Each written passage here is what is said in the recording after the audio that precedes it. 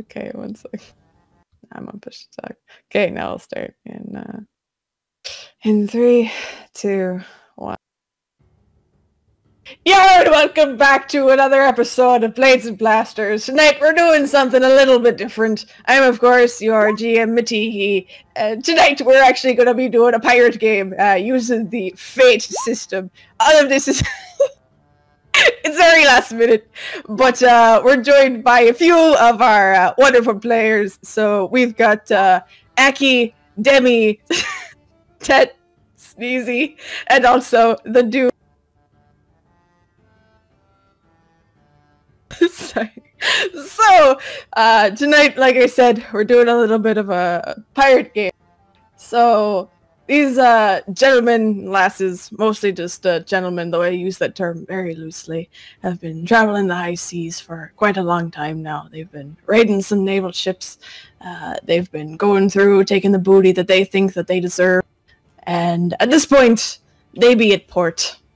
And at the moment, they've spent the last couple of days here as the captain has decided to stretch his tiny, tiny little legs and spread out in order to get himself very comfortable at the Booty Bay pirate island.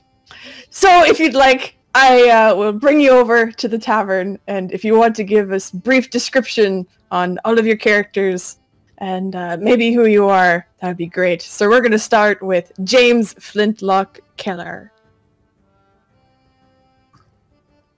Now, there's not much to say about James Flintlock Keller. You know, he's lived a very uneventful life, hasn't done much, but somehow he's found himself in charge of his crew, his motley crew of pirates. He probably lucked into this position, you know, just sort of stumbled upon it. Maybe killed the last captain accidentally, claimed his throne. I'm sure that's how that one works. And James Flintlock Keller gets his name because he carries with him not 1, not 2, not 6, but 12 flintlock pistols with him at every moment of his life. He's not very good at shooting. He's not very accurate, you know. He doesn't really know how to reload very quickly either, but he has a lot of ammunition. So. Yeah. Well, thank you, James Flintlock Keller. Now we're going to be moving on to Patchface. Patchface is the ship's jester. He is a rotund fellow of sizable girth in his belly. His face is round and he has several chins. His face is also tattooed with motley, and he wears a jester's hat with bells.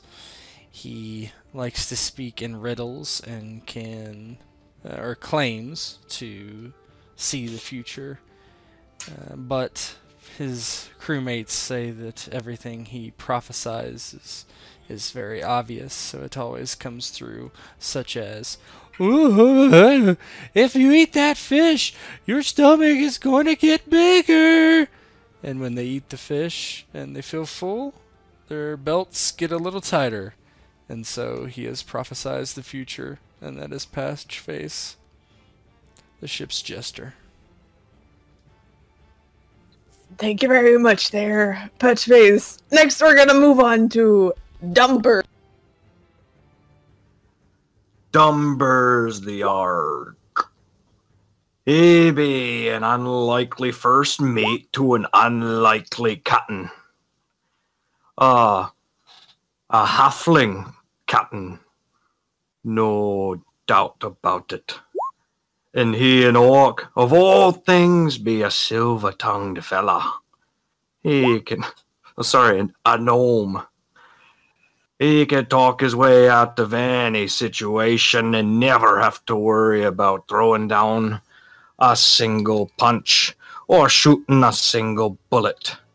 Nay, Dumbers, an unlikely orc, an unlikely first mate, and he gets the job done.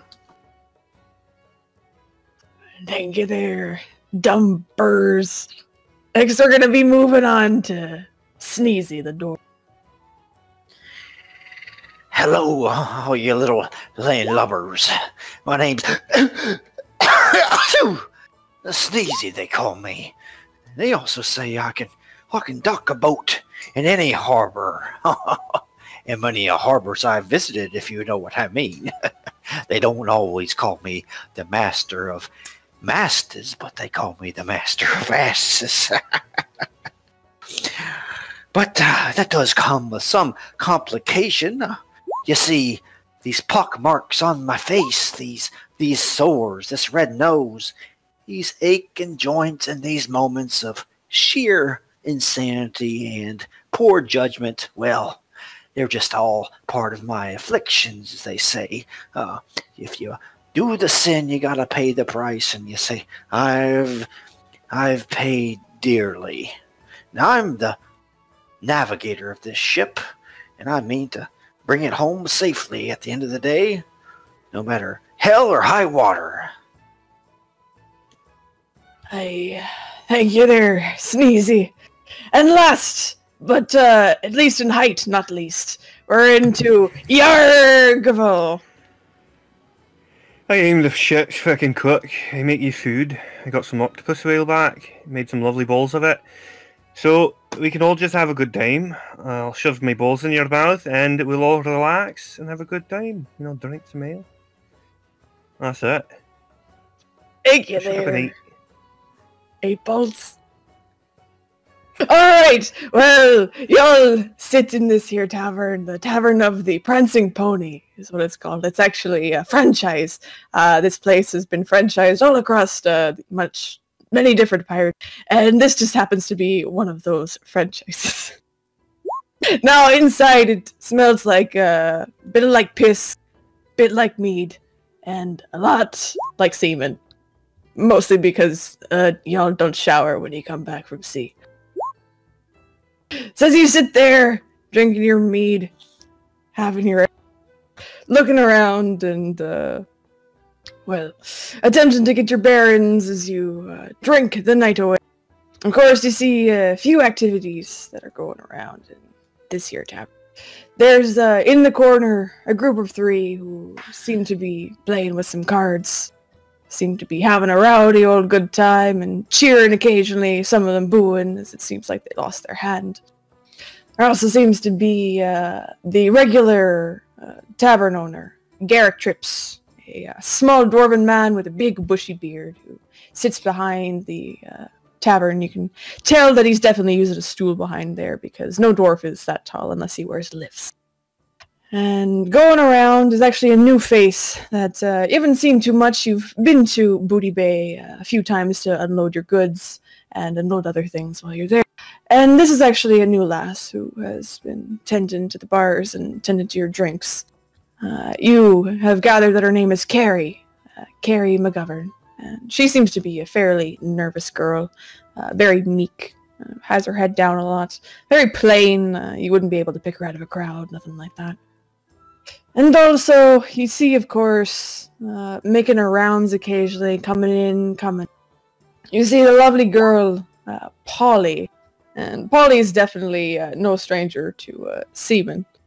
As she does hang around the tavern very often, and in Booty Bay, she's definitely the girl that everybody likes to call. As y'all sit there, what exactly are you doing at the moment? You have actually 3 other crewmen with you. You have Eva Seaman, and she's a lovely lass. She's quick with a pistol, slow with a but also sharp with a wit. And she's a little elven girl who doesn't take a no for an answer most times. You also have Toby Timbers. Toby Timbers is a spry young lad. He mostly does a lot of the swabbing the decks and cleaning things.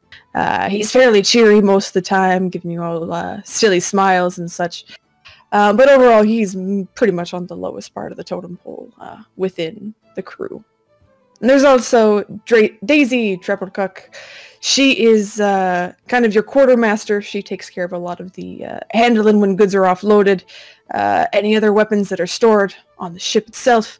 And also, she's the one that sometimes you have to go to get money for spending. She keeps a pretty tight eye on the money that's spent for the crew. So what is it that all of you are doing in this here Prancing Pony this evening? And I'll put on some of the people who I originally talked about on the screen in case you'd like to go and talk to.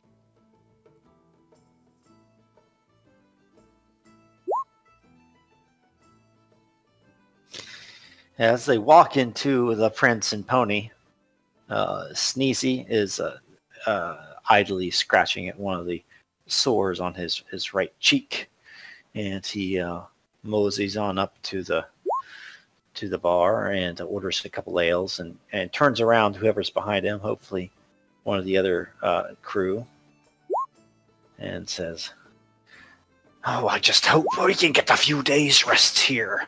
Oh, me back, it hurts. Oh, me tummy. It longs for a hot meal and a warm bed and a cute young lass at my side." And he kind of looks around the tavern. Does he see anyone who looks to be a lady of the Lady of the Lady of Butcher the Night. Scream. the lady of the night, Lady of the mating variety. You know, you've been in here before. You're not a stranger to this place. You actually know Garrick, and he knows the group. You see Polly going around. She's a woman of the night, woman of the day, woman of the afternoon, a woman of any time that you really need. As long as you have the coin, then she's available for you. And you see her bouncing around the bar. Besides her legs bouncing, there's many other things bouncing on her. She's a very skinny lass, very well endowed in the chest area. But she seems to be going around, making her rounds, seeing if anyone's currently interested. But as you head up to the bar to acknowledge the barkeep, he gives you a nod there.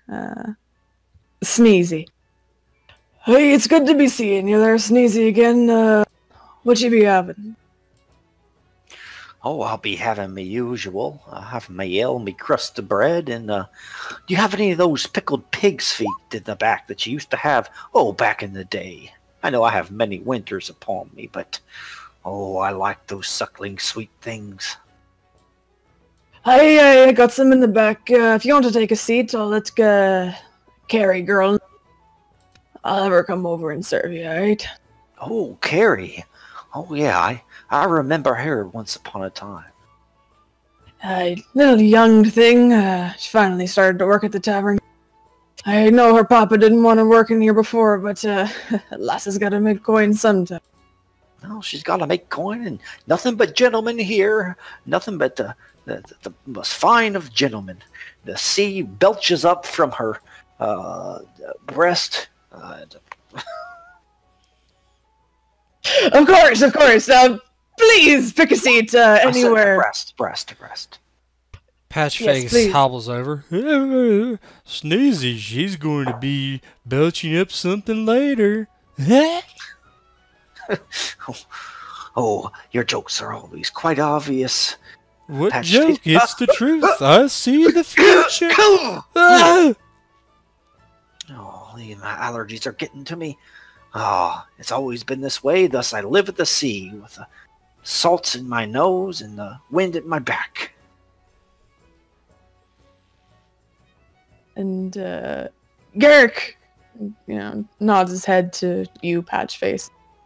Like I said, if you're want to be choosing a seat over there, I'll get Carrie over as soon as possible. Okay, I'm going. I'm going to sit down. Never say I'm wrong. And he goes and sits down. As you sit down, Patchface, you feel the weight of the chair underneath you give only slightly. You hear the creak of the wood as you place your arse upon it. This is not very strong. What about the rest of you? Dumbers is gonna make his way over to Garrick, and so he approaches and clasps a hand down on top of the bar. Master Trip. It's nice to see you there, Numbers. How you doing? Tall as always. Aye. Now, we be needing a round for me lads over there. Just over yonder. Make sure you get us all taken care of. Aye, of course, of course. Let Gary know. You like around and give an extra drink over there for Sneezy. Looks like he needs to shove something. And do be sure to maybe send some extra help over. You know, me lads, they be awful thirsty. And I'd hate to see them get riled up like the last time. You can see Garrick's face fall a little bit as he gives you a very narrowed-eyed look. I remember last time you came in, I had to replace a few of my chairs, some of my lights, some of the blades, some of the keg. He just starts About as he says that, Yargval kind of finally comes in, having lingered a bit, and just immediately shouting, Toby! Toby, where the fuck are you? And he clambers through the room, like, pushing people aside, over to Toby. Did you leave the fucking pantry open again, lad? Toby just, he was smiling as he entered, watching Polly make her way across the tavern, getting distracted, and he just snaps to, and you're yelling at him. He's like, "Oh, no, Yargval, I made sure to close it before I left." Oh, so you've been in it again. You get the fucking hardtack, boy. No. Lad, I'm gonna tell you one more time. If you get in that fucking pantry and touch my goddamn hardtack, I'll take your goddamn balls and put them in a stew. You understand? Put fish eyes in it too, so you don't know what you're eating by the time you've eaten it. You understand, Toby? Toby just pales as he looks towards you, Yargval, and swallows. Hi there, Yargval. I'll make sure to stay out of it. No worries. Aye, that you will. And he kind of huffs and harumps and heads over to see Garrick, and Dumber's talking. Garrick, how the fuck's it going? Hey, it's going as usual. You know how it is, making money, fixing broken things, and making sure people keep their hands off my girl. Well, I mean, it's not my fault if things break. And what's the sense in having girls if you can't put your hands on them? Well, I kind of like them not quitting on me when people get a bit too handsy and rowdy with them. You understand what I mean? Tar. Good help's hard to find these days. It is, and good looking help is hard to find. That's why I got Carrie. Carrie's just off in the corner. You can see her cleaning a table, and she's got her head down a little bit. And here in the comment from Garrick, she just puts her head down further and continues cleaning. Yargval kind of looks over that way. I'll never get you, Garrick.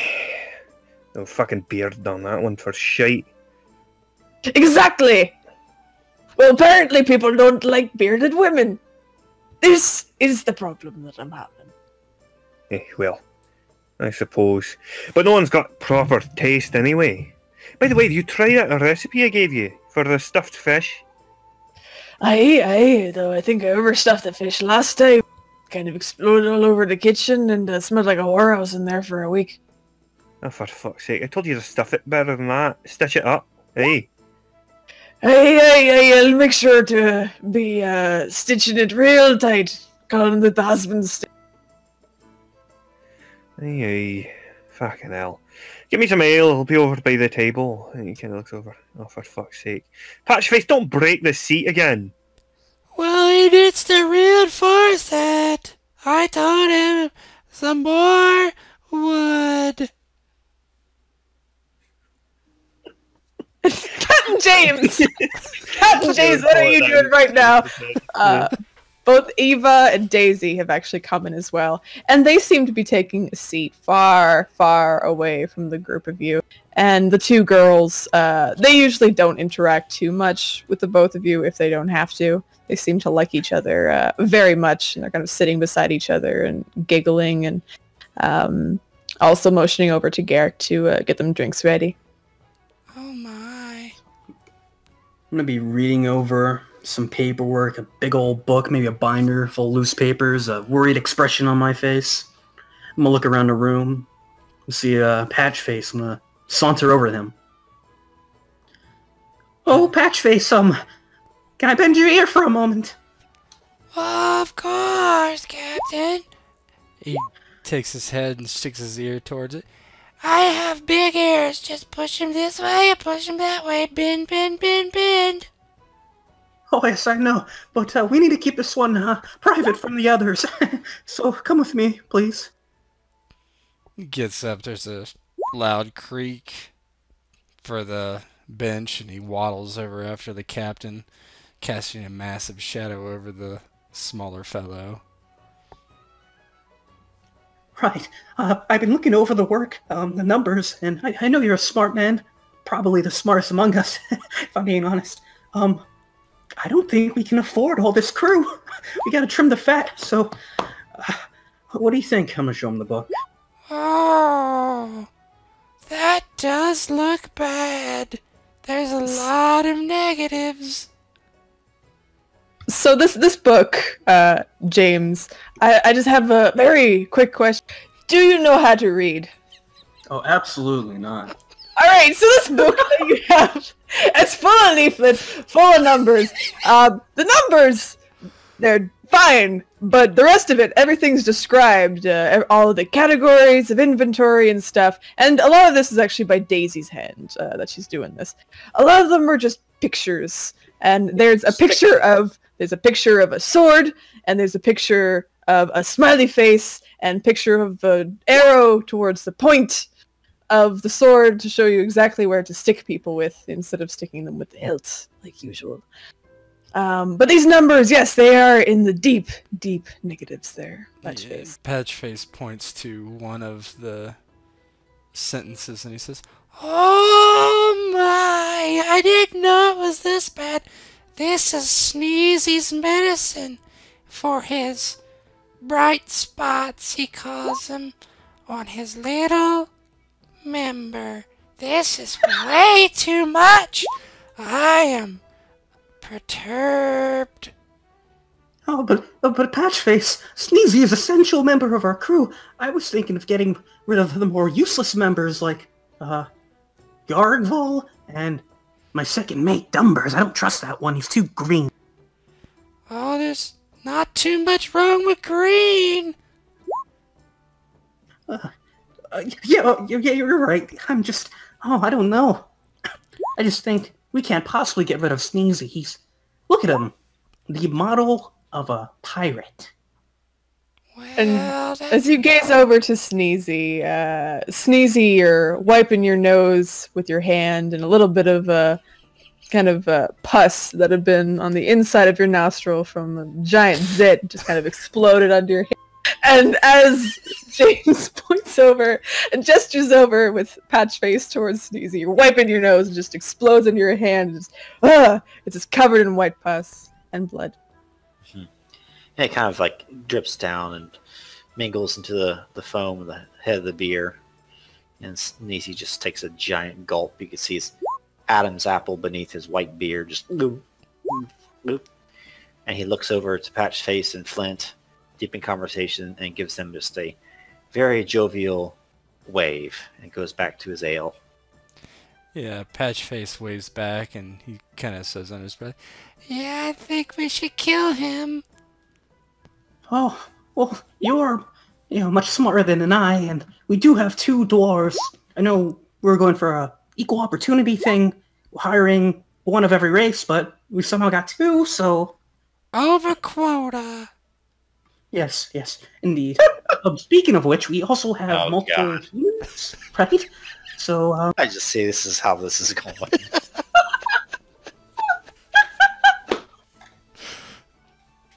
I count 1, 2... What are you counting? I lost track of. Someone broke the 4th wall. The humans. We have a lot of humans. What's a human? Well, Let me Dunbar's divine it. over Wait, there wait. is- Let me divine it in the stars. Oh, Yes. Okay. Oh, thank Yes, I see it. It's a Okay, Patchface, as you look up into the stars, which is just a ceiling at this point, I want you to go into your sheet and I want you to roll me your. human. Lore. Okay. Huh. Wow, that's pretty damn good. So, what exactly are you trying to discern from the ceiling stars? He's trying to discern what a human is. And oh yes, that is I. I am a human. What other human is there? You know that humans, and you're getting this from your prophecy, and just flooding into you as you stare up at the kind of the roof. And as you look up, you see basically humans very high above all the other races, and how much better they are than everyone else. Patchface looks back down to his gnome captain. Well, I think humans would be best. Yes, indeed. About the dwarf issue, though, I was looking at the numbers, and we spend a lot of coin on food. Now, if we get rid of the chef, we won't have to buy food. Oh, I need to eat. No. We'll eat. But, and I'll just sort of pause. Don't have anywhere to go with that. Maybe we should ask if Sneezy's going to be your best friend. He looks disappointed. Then maybe we should ask him who to take out. Yes. Maybe. But, like I said, I trust you and only you. But, I should go investigate the others, right? Get more info on them, see who's worth keeping around. Definitely. Most definitely. I'll think on the matter myself, Captain. Yes. You do that. You're good at thinking. Right. Okay. Anyways, you gotta put my face back on. All right. I'll go talk to the crew now. And as you put on your game face and your game voice, basically the hair on your chin grows an inch as you kind of manly up and you feel your balls adjust and drop slightly. But as that happens, Carrie comes over with a number of drinks, and she just seems to be struggling under the weight of all these drinks. And she comes over and carefully kind of lays them down on the table, lays the tray down, and starts distributing ales and such to the rest of you. I hope you're having a wonderful night here. Is there anything else I can get you? Dumbers looks at her, snatches up an ale. Nar! But do be sure to continue bringing the drinks, and maybe a little bit to chew on as well. That'd be good. And he kind of shoos her away with the hand, waves her away. And he then stands up on one of the benches so that he can get a nice vantage point. And then begins a small speech. This is the way he likes to sort of whatever. Avast ye, mateys! In an honest service, there is thin commons, low wages, and hard labor. In this plenty and satiety, pleasure and ease, liberty and power, and who would not balance creditor on this side, when all the hazard that is run for it, at worst, has only a sour look or two at choking? No, a merry life and a short one shall be my motto. What say ye all? As he raises his glass. Oh, you want me to roll rapport? Yes. Can I also invoke Silver Tongue with that? What exactly does Silver Tongue do? Basically it would give me a +2 situational bonus to my rapport roll. Yes. So you can add that into your modifier there. You should be able to roll with modifiers. Whoops. Yeah, there's a modifier roll, but add a +2 because that's an 8. Oh my. So all of you are extremely inspired by Dumbur's off-the-cuff and very non-practiced monologue that he's not done many a time before. But for some reason, maybe it's the ale that's just gotten into. Y'all seem in very bright spirits from this, and because of this, whatever your next roll is going to be for the evening, if that even happens, y'all are going to gain a +2 bonus to that one. Nice. For your inspired aspect. Yeah, Yes. Yardwall heads over, hearing Dunbar's with his speech, grabs one of the mugs of ale and kind of sits adjacent. Hey, for fuck's sake. So what's the plan then? Just fuck about in the tavern again today?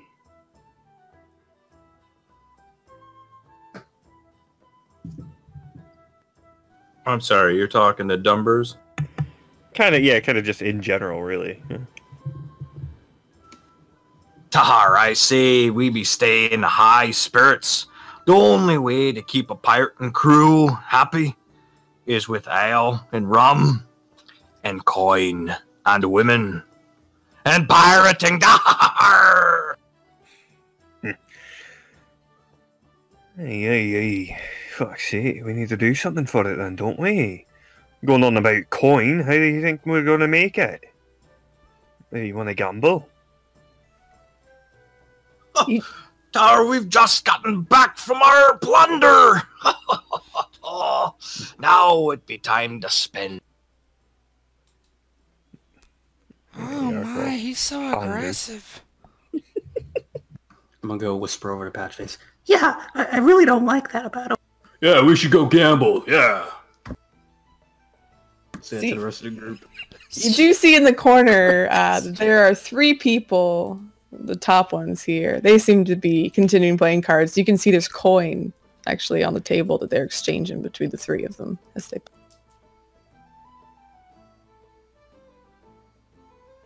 I think Sneezy, you see that Sneezy leaves behind him 3 or 4 tankards of ale that have been drained. And he is already kind of at that table with those men gambling. And he's laughing and cajoling them and speaking. And is anybody coming over to play?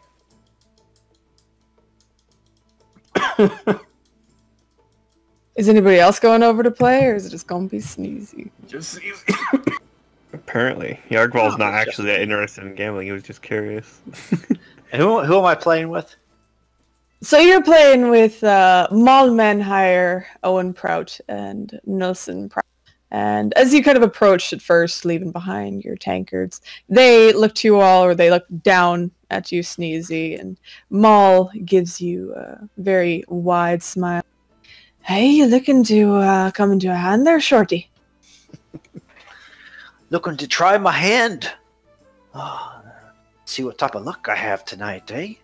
It's been a rowdy night already. We've been on the high seas nigh 2 weeks, up in the Northland, down in the Southland, and here we are to find safe harbor and a bit of respite.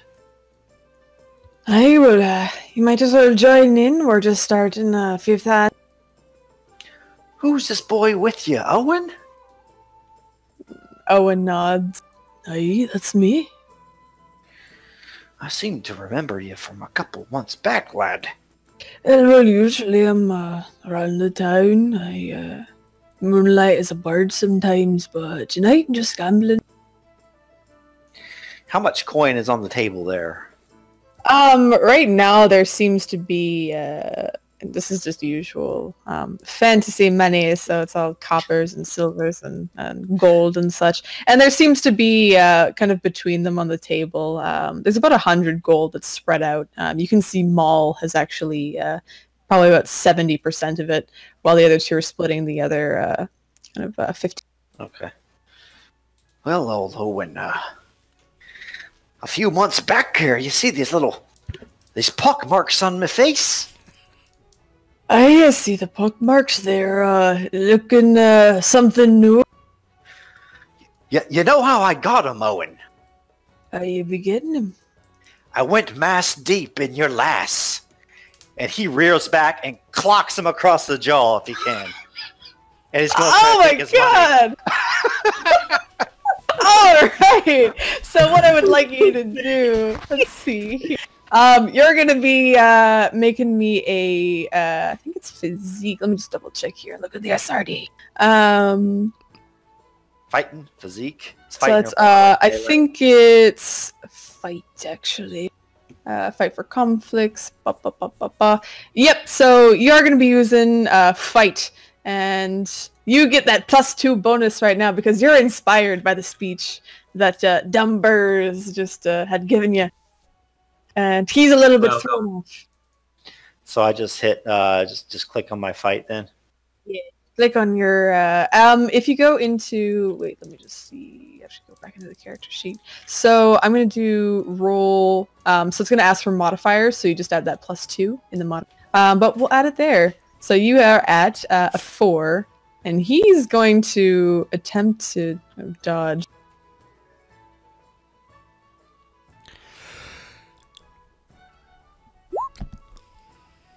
So even with the, even though you do catch him off guard, and you do clock him straight across the face, and what does it look like as he takes a little bit of a tumble to the ground? He's still awake and aware, but he's just right off his seat.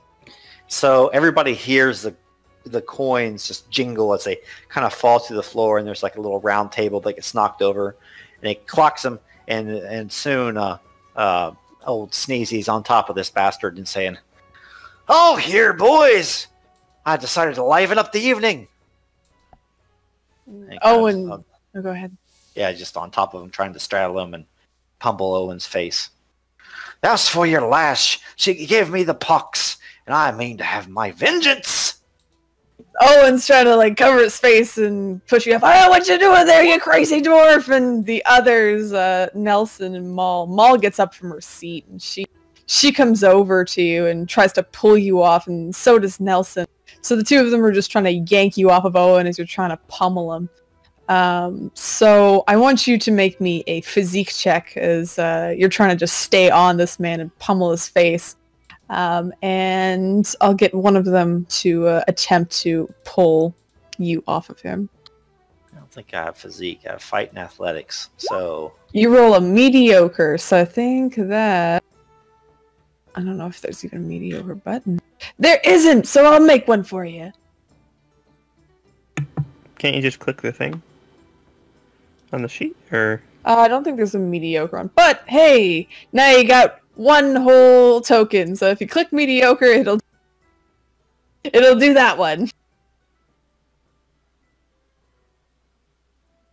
I think you should be able to see. Modifier 0. Yep. You have no more pluses. So you're just in a struggle right now. He's trying to pull you off. You're trying to stay on, and you're kind of at this. You're at an impasse right now. You can't quite pummel Owen's face, but Nelson can't quite rip you off of him at the moment. What are the rest of you doing? Come on, boys! Grab these coins at ours. Dumbers flies up out of his seat. Actually, he's gonna pick it up and throw it over there. Your Gary's like, "Hey, what you doing?" And you just toss this this chair into the mix. As you do that, I want you to make me a physique check. Are you aiming at someone in particular, or just aiming at the crowd? Was it Maul that was trying to pull? Maul and Nelson. They're both trying, but they can't get this fat little dwarf off of their front. So he's throwing it at those two. And you said, what was it? Physique. You wanted a physique? Yeah, because you're tossing. Oh, that's a 0, because that's a +2, right? Yeah, because that's your first roll. Let's see the quickest one. Or sorry, I guess for dodging for athletic. So, unfortunately, you throw the chair and it just goes wide, and you see it just breaks across this stone fireplace there, just shattering and clattering to the floor, and you see Garrick's just putting hands into his hair and pulling it out. He's like, "What are you doing?" Oh, go ahead. So I was just gonna say, he just shouts over, "Avasti!" with his hand raised high, shaking it after he's just thrown a chair. Yeah, Yardball's saying that it's now descending into chaos, as usual. He shouts over as he starts charging towards Nelson. For fuck's sake, Sneezy, what did I tell you about having dessert before dinner? You could have at least waited till I ate. And he's just gonna fucking tackle Nelson. Alright. Now I want you to be, since you're doing that, I think it's actually physique, since you're just trying to grab this guy. I mean, he was going in for like a full body tackle more so than a grab. Okay, get that fight on then. Cool. He's going to attempt to dodge. Oh yeah, the +2 from the speech. He's on point. Woo!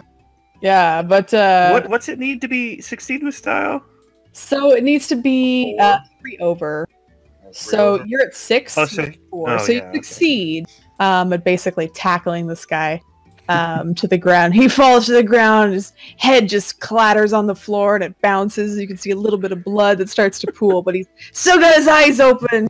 And you just see there's just this dumbfounded look on all of their faces. And as that happens, Maul lets go of Sneezy, and she actually draws a gun and points it towards you there, Yargville. What are the rest of you doing? Patch Face, James. Patchface puts his elbow on James. Oh no! Should we fight? Well, we wanted to fit in the numbers a bit, so,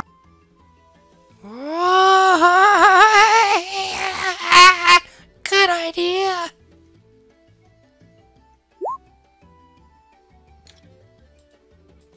So you making your way into the combat or just watching? I like to watch. I want to sneak. I want to try to sneak in my way behind, Manhire. Yeah, Mal Manhire. Alright, make me that sneak roll, and she'll attempt to notice you.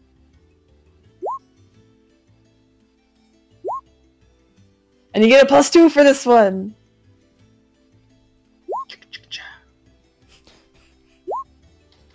And then +2. Yeah, so you get a 2. So you end up sneaking behind her. She's pointing the gun down towards Yarg. And as that happens, Sneezy, you're on top of Owen. He actually tries to fight back. He tries to basically punch you in the face as you're on top. So are you just, are you going to try and dodge out of the way of the fist, or are you just going to try and punch him back, like kind of duck and punch? No, he can't get past my guard. Alright, well you make me a fight check then if you're going to keep punching at him. Alright. Fight. And at this point, you see both Daisy and Ava. They have rolled their eyes at the group of you fighting. The two of them have actually taken their leave and have left. Carrie's cowering underneath one of the tables, and Garrick just looks pissed. He actually looks to be hopping down out of his seat and going towards the back. Polly, she's just standing in the corner, and she seems to be clapping and just watching the group of you fight. So, Sneezy, you see a punch coming from Owen, and it's fairly off, and he just slightly grazes your cheek. Not enough to damage you, but just enough for you to kind of feel the punch there. And you're able to kind of move more out of the way and bring in your left hook and clock him right across the jaw. He's still up, though. Still struggling. My turn again. It is. So I have him pinned down with my right hand on my throat. Oh, you scurvy dog. You and your wife gave me these pucks here. I'm going to have my revenge. No more children will be upon you. You know? With my left hand, I'm searching out because I'm near this the fireplace over here. And I'm trying to grab a log out of the fire that I'm just going to bring down upon his head. And as you grab for the log, he says, my wife's been dead for 5 years! And you reach over and you grab the log and give me a fight. It must have been your goat. Looks about the same. He's going to attempt to punch you back. Fight. Alright, here we go. So describe to me how you clock this man with a burning log, and he just goes completely cave.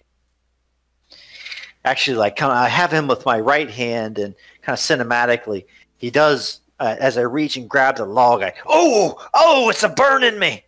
I let go of it for just a second, enough to let him escape from my right hand, but then I'm able to grab it with two. And as he starts to scramble up and go away, I come and just bring it down across the back of his skull. And everybody there at the tavern can hear a crack as a shower of sparks kind of erupts, and he just falls down lifeless, drool, not lifeless, but unconscious at least, drool running from the corner of his mouth. Here, here, boys! Next round of drinks are on me! And he kind of bends down to scoop up some of the coin, stuffing it to his pockets. Aye, but unfortunately, the rest of your crew have indeed gotten to the fight, so they're still going as Owen just lays on the floor, and you see the drool just piling out of his mouth as he lays there, and a little bit of blood trickling from the back. Dumbers, with your failure in throwing that chair, what are you going to be doing right now? So there's Nelson and Maul left? Yep, and you see the captain is sneaking up behind Maul right now. Yeah. So Dumbers sees the captain going over behind Maul, but he doesn't care. He just runs full bore and screams, "I'm a coming, Sneezy!" And he runs and leaps over Sneezy's head, feet first, to drop kick Maul. All right, well, I would like you to make me an athletics check for this. And let's see. And she's pretty good at dodging. So as you're kind of flying in, and you're trying to kick her, and you just you lift off the ground, trying to jump over Sneezy. Unfortunately, you clip Sneezy a little bit in the head, enough to knock him down with your feet. At the same time, you also kind of bowl over Maul. She doesn't seem too hurt, but just knocked to the ground. And right now you're kind of pinning on top of her as she's kind of screaming, and you see the flintlock pistol that she had in her hand just go careening across the floor. And Dumbers just smiles down at her, jagged teeth and all, and tusks kind of sticking up. He looks more menacing than anything, and he just breathes down heavy on her and laughs. "Don't act like you don't like it, dear." You can see just her brows furrow as she shrieks as you land on top of her. Yargvel, you're you bowled over Nelson at this point. Mm-hmm. He'd fallen to the side, and he actually grabs this stool here, and he just tries to smash you across the face with it. Alrighty. What do I roll? Fight? So if you're going to hit him back, fight, but if you want to dodge, athletics. I mean, he'll try and dodge before he smacks him back. Yeah. So he'll dodge first. Unfortunately, as you try to dodge, you weave left, but his hand with the stool goes left as well, cracking you across the jaw, and you do take 1 physical damage as the splinters kind of get into your beard, and you feel it cut across your face. Oh. Maybe even giving you a little bit of an offset of the jaw, and maybe a little bit of a broken nose. Yeah, Yargval seems to kind of grow a bit red now that he's like actually hurt, and just his head goes high and he roars out, and he goes in for a really heavy headbutt on this guy. Just like pulls forward, grabs his vest, and just brings his head in towards his. Alright. And I'm probably going to use a thing on this too. So there's the roll, and then I'm going to use Berserk Chef as well to add a +2 with it with the fate point. Actually, what is it? What did I get? Yeah. Oh yeah, you probably I think you should re-roll that. Yeah, I think I'll re-roll it, yeah. Alright, so here we go. He's actually, he's trying to fight you back. Hey! Oh! So, at the same time, basically your heads just meet, and they both kind of crack, and there's like a very loud crack sound that kind of comes out and echoes across the bar as you both just knock heads, and both of you are knocked back onto your asses just from the sheer force of both you trying to headbutt each other. Fucking hell. As that happens, Maul is going to attempt to... you didn't notice this before, Dumbers, but she seems to have very kind of long nails, and she's actually going to try to rake them across your face. Good, I likes it kinky.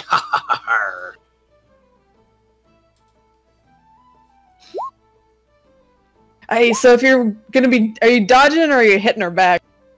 Oh yeah, no. You're dodging? I'll hit her. No, I'll hit her back then. All right, roll me instead. Roll me a fight. And it's the same. So basically, she tries to kind of rake you across the face, raking your eyes and down. Unfortunately, you pull your head back just in time and are able to kind of clock her across the jaw if you want. No, and more. I guess. So she goes to claw at his face, and Dumbers actually pulls his head back and sees the hands coming and just clamps onto him with his teeth. And she lets out a loud scream as you bite onto her hands and you feel her try to pull them back, but they're kind of locked in your grasp at them. James, you've snuck up behind Maul, but you saw her clatter to the floor with Dumbers on top. What are you doing now? I also saw the flintlock go. Yeah. Well, true to my name, I'm gonna make a dive for that flintlock pistol. It's mine now. Alright, so you dive for the flintlock pistol, and you grab it and it's in your hands. Do you do anything with it, or do you just put it away? I'm going to inspect it thoroughly for probably the remainder of this fight. Alright, so you lovingly caress this new flintlock pistol. It's definitely of elven make that you see. It's got very like beautiful kind of elvish carvings and inscriptions into it. Very fancy. It almost looks like maybe it's like a family heirloom that you have. And you can play with your new flintlock as you kind of sit there with it in your hands. What's Patchface doing? You can see Toby's actually come up beside you and he's... I don't know what's going on. Why do you always start fights when we go into places like this? Oh, I just like to fight, Toby. Yeah, but that also means we're gonna get chased out of here and maybe even booty bait. Oh, that's a bad thing. Why don't you go over and try to stop it? I'm gonna try it. Toby makes his way over quickly and he holds up his hands and says, Everyone, can we just calm down and can we just stop this fighting? He's gonna try rapport on you guys. Oh my god, I have such a good idea. If you want to... he's very convincing, but if you kind of want to resist, use will. If you kind of want to be like, fuck you, Toby. I feel like Yarkval, yeah, he'll roll will, but I mean, he's like, his thing is the Berserk Chef, so he's probably gonna... You know what, in fact, I'm going to use a fate point and just ignore it by giving that a +2, because he's Berserk by this point. He's just fucking gone. Oh, I know who we should get rid of. Actually, he rolled a 3 and you rolled a 1 there. So you're tied. So you're not fully... You're kind of convinced, but you're not. Like, you're still willing to fight. But it's like, he's saying some good stuff. Like, maybe you should stop fighting, but you're not fully berserk. It's up to you at this point. Yeah, Yarkval sees him and considers him. Right? And considers what he's saying for sure. Like... There's a bit of a pause. So, yeah. Alright. So, let's see here. And as you're all kind of in the fray, on top of each other, and scratching and biting women and such, and knocking heads, you see Garrett come back out, and he has a large rifle in his hands. He's pointing to the group of you. I say stop now fighting in this tavern. Jesus. Didn't think I'd have to go all the way to the back to get me, God. Sneezy still has his burning log here, and he kind of throws it back in the fire. Oh, well, there. I'm sorry, Garrick. I had a little bit of a bone to pick with Owen here, and I dare say the bone's been picked. It's been picked clean. Look at him now. He don't have a word to say about it. Maybe next time you shouldn't be fighting in my bar. Well, a man's got to stand up for what he believes in, and I believe in my complexion, Garrick. He doesn't look like you would be believing hard enough. Yeah, Yargval now having kind of like considered Toby, and he sees Garrick. Well, that's no fucking fun, Garrick. You don't need to bring a rifle into it. Sometimes I do. You're breaking me things, you're breaking me chairs, you're breaking me stools, you're breaking me logs. You know how much a log costs? Patchface is Yeah, looking go at ahead, tilt his head. he looks at the ledger trying to figure out how much a log costs. You see a little picture as you kind of go through. You see a picture of a little log, and you see there's a little stick on it. It has a little leaf on it. The icon of wood from Catan. Yeah. I'll trade you one wool. And Garrick looks to you. Hey, I do know that wool's worth a little bit more than wood there. So you gotta... You can see he's very intrigued. What are the rest of you doing? Nelson's kind of getting up and holding his head. He's going over to attend to Owen if no one else is going to stop him. And Maul's still screaming. She's trying to pull her hands away from you, Dumbers. All right. We've had our fun. And Dumbers will actually look over to the captain and starts to talk with the hands in his mouth. Oh, Captain, but we was just having a bit of fun. And fun's over now, Dunmer. We've got work to do. Don't make the captain kill you, Orky!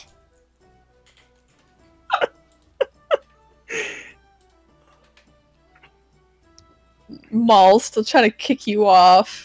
And after Nelson kind of looks down, he comes over to you, Dumber. Hey, do you mind letting go of me lady friend there?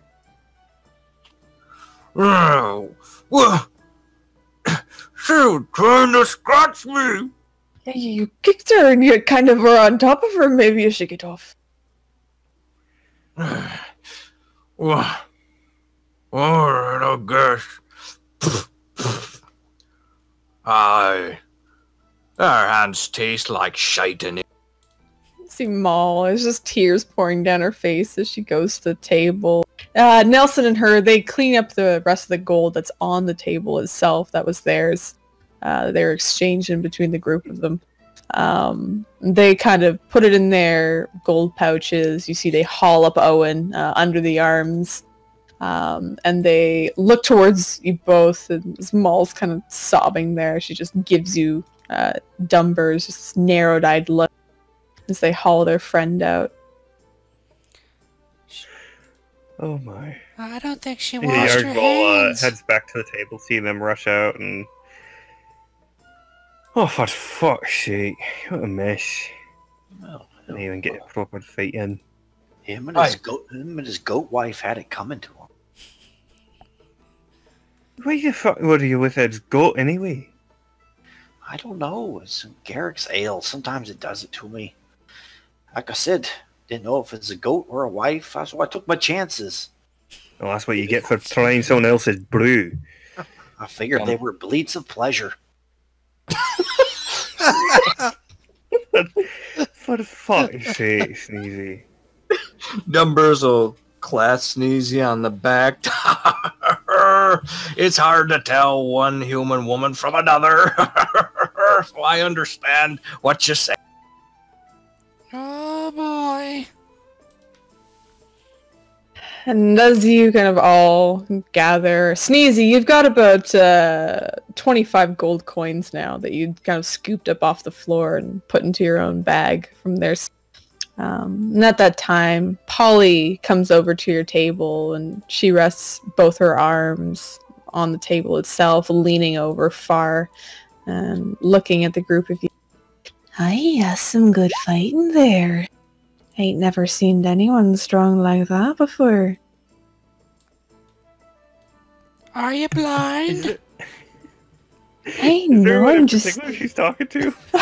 She's literally talking to all of you. Oh, whatever. And she looks to Patch.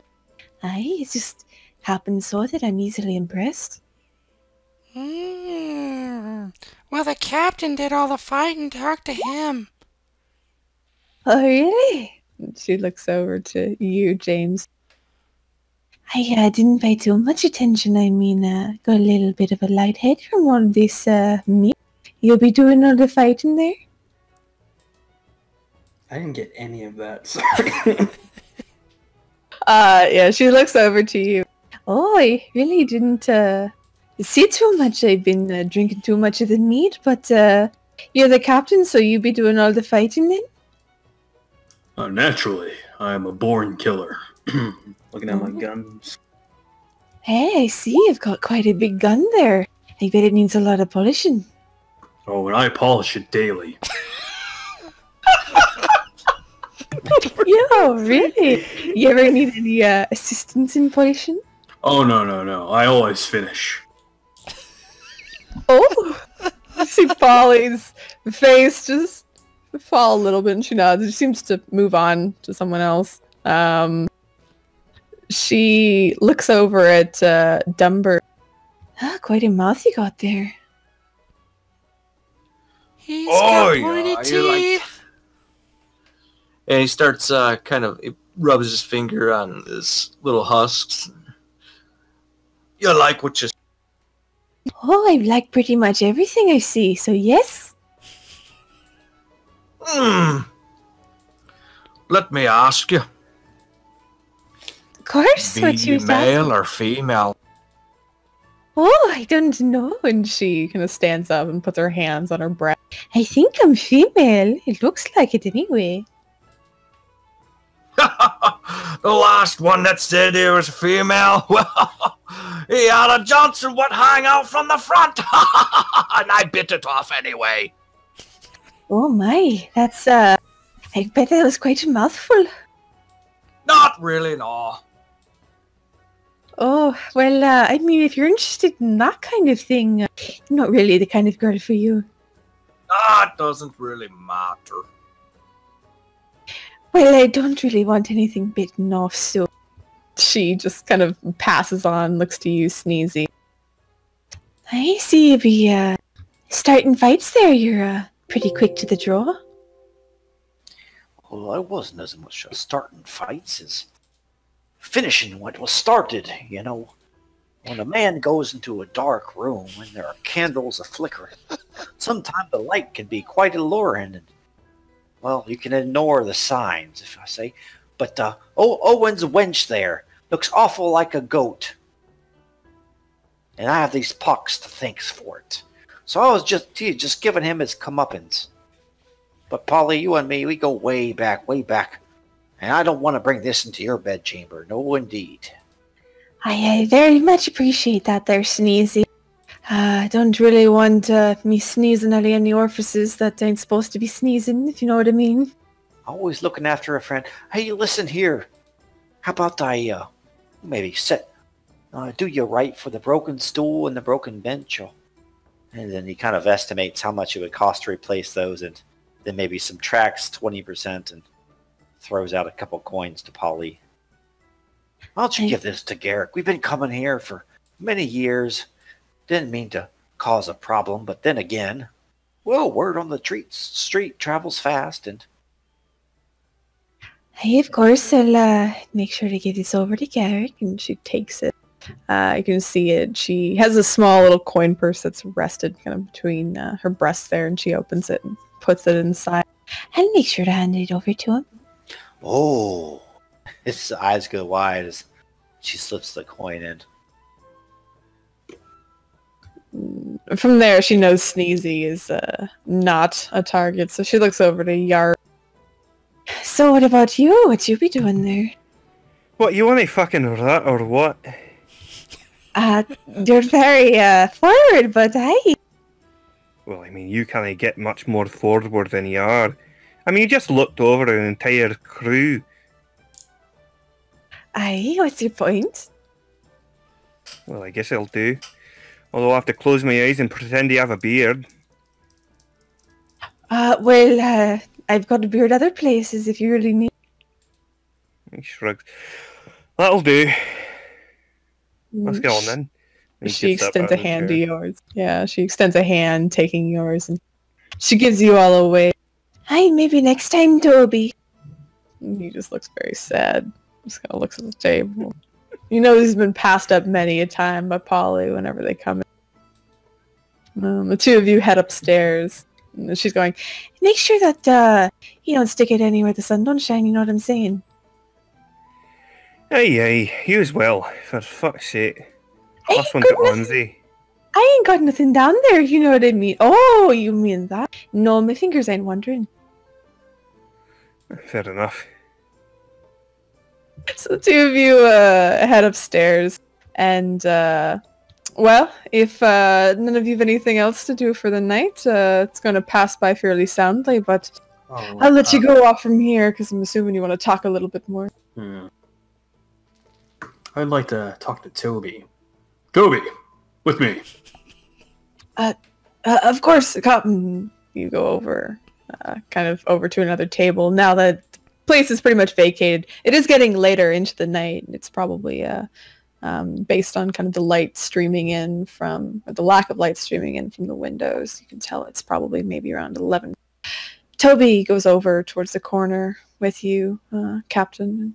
Looks down. He actually kind of crouches down a little and puts his hands onto his legs as he's kind of slab squatting there. What is he, Captain? I'm look around, make sure no one else is in earshot. Oh, well, Toby, you know you're the only one I can trust around here. Really? I didn't know that. You can see this genuine look of surprise on his face. Why do you think I talk to you in my normal voice? You know? That's your normal voice? Yeah, I thought you'd be... What are you talking? We've had conversation before, Toby. Oh, I think I've been sipping too much of the ether that's been in, well, the cabinets that Yarkville doesn't want me to go into. Sometimes forget. That's fine. You know, I've noticed you're a real hard worker, really motivated. I hear you want to be the new chef. Is that right? I don't really know how to cook there, Cow.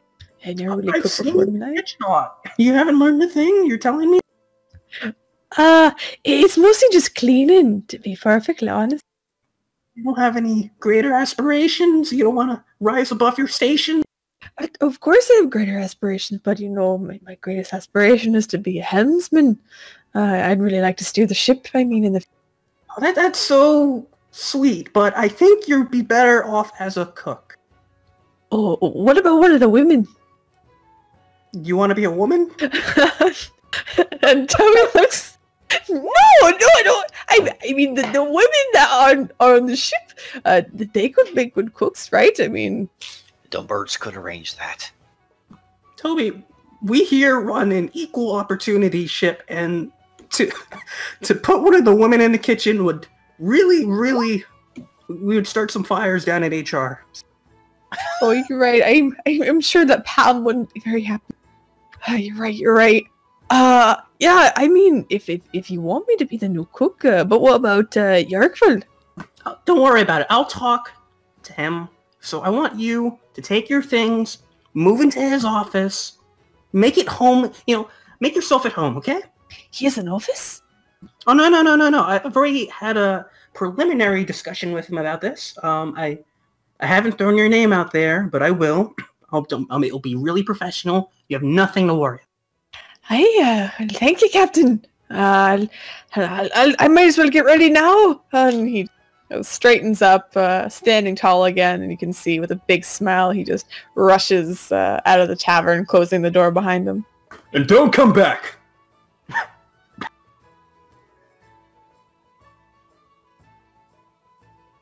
What about the rest of you?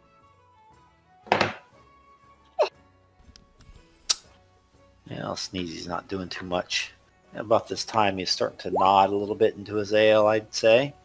With maybe a little bit of the purulence from his nose dripping down into the empty mug. Dumbers will actually be sitting across from Sneezy and sipping his ale, and he looks up and sees Sneezy sitting there, and he just, none of the women be striking your fancy tonight, Sneezy. Oh, Dumbers, with a face like this, ain't be charming nobody tonight. Don't you know? It ain't about charming. Why, in me old tribe, all you had to do was knock him on the head and then drag him off. Oh, they already drug off Owen. He was the only one willing here. Why? Oh, speaking of Owen, that was a mighty good punch you threw. Well, you can't be letting a man put you with his goat wife and then walk around town not suffering the consequences of it. Ah, the goat wife. Why, let me tell you about the orc women. Tall, strong, muscular. It really is hard to knock them on the head. They catch you so well, and they fight back. Oh, do they fight back? See this tooth? That's how that one got chipped. I got head-butted right in the mouth. I still got her. Do you have her to this day, Dumbers? Are there any little dum-dums running around back home? Oh, I hope not. I'd have to smash all their skulls.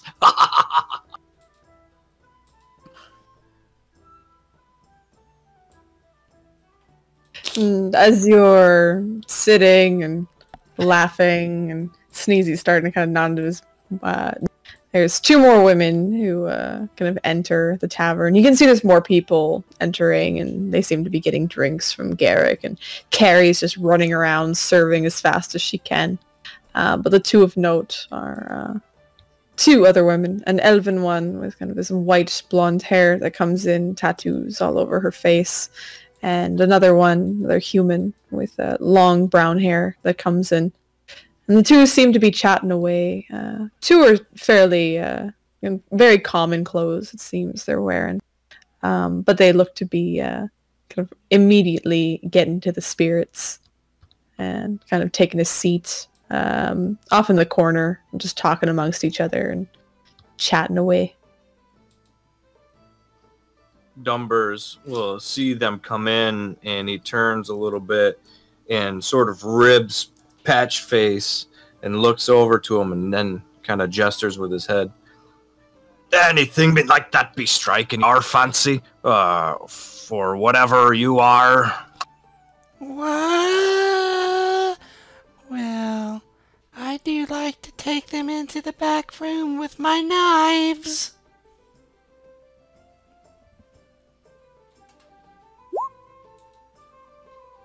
Yeah? And then what? Well, cut.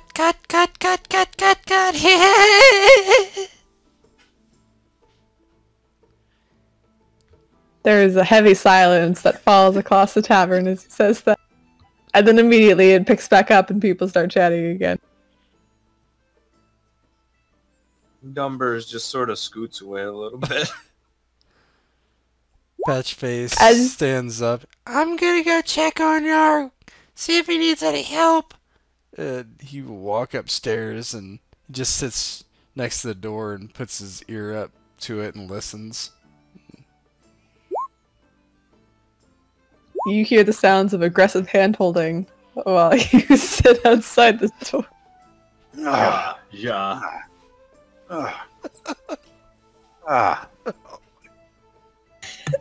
It sounds like Grand. if you've ever played Minecraft, it sounds like those villagers. Just no, that's Roblox. It's the whir, whir, whir.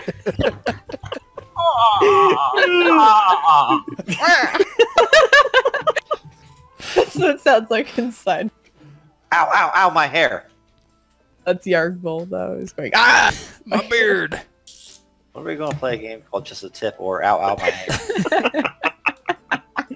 But as the night winds down, y'all get your drinks and end up falling asleep. Sneezy on the table, and some of you heading upstairs, and Patchface, you eventually kind of make your way, sneaking inside of the room while the two of them are busy and just sitting in the corner in the dark with your knives. And they Breathing don't heavy. notice. Yeah, breathing light enough so they don't notice because their villager squawks are unfortunately he's AFK. But I was trying to make do. For fuck's sake. as the night goes on, and You don't even notice me.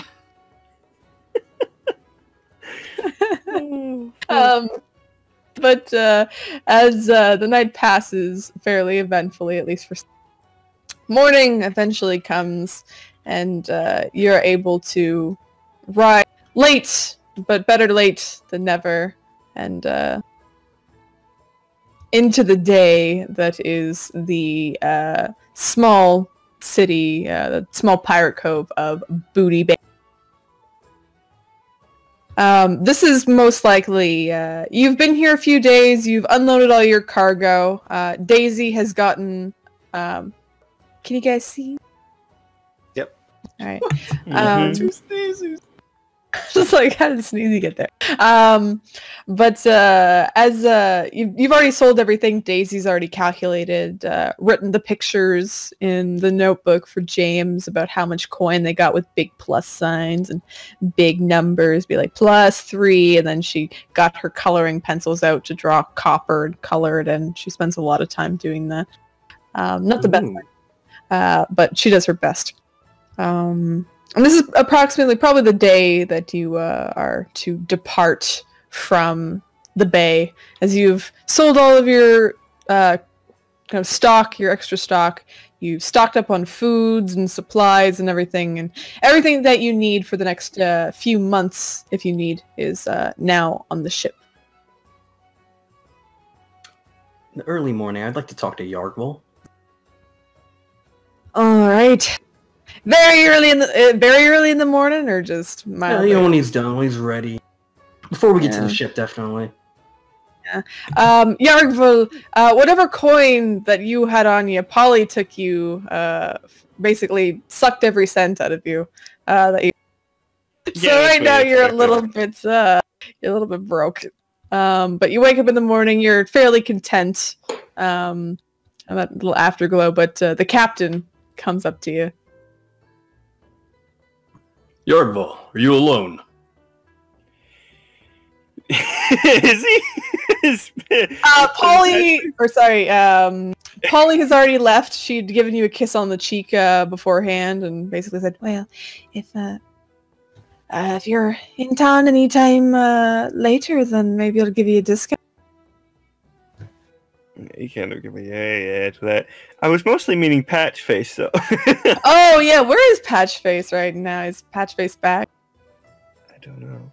He has I not s- declared. we probably still haven't noticed him in the corner yet, I assume. So he fell asleep there. It's just a shadowy He's in the corner. closet now. So Patchface is deep in the closet, but he fell asleep there. But nobody notices him, even though the closet is slightly bulging outwards because of his huge mask and huge ass. Mhm. I was just sitting there. Someone locked me in the closet. All right, Yeah, so Nargle just kind of nods. Hey, what the hell do you need this early? Right, well, since we're alone, I can talk to you in my normal voice. That's good. I just... You know, I've been meaning to tell you that you're the only one I can trust. You know this.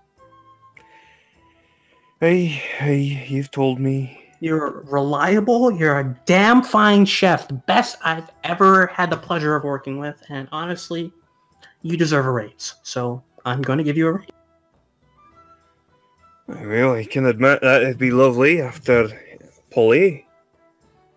Yes, It might be useful. I'd also like to offer you, if you're ever interested, my second-hand mate. That position, I believe, rightfully belongs to you, if you want. No, I didn't give a fuck about that.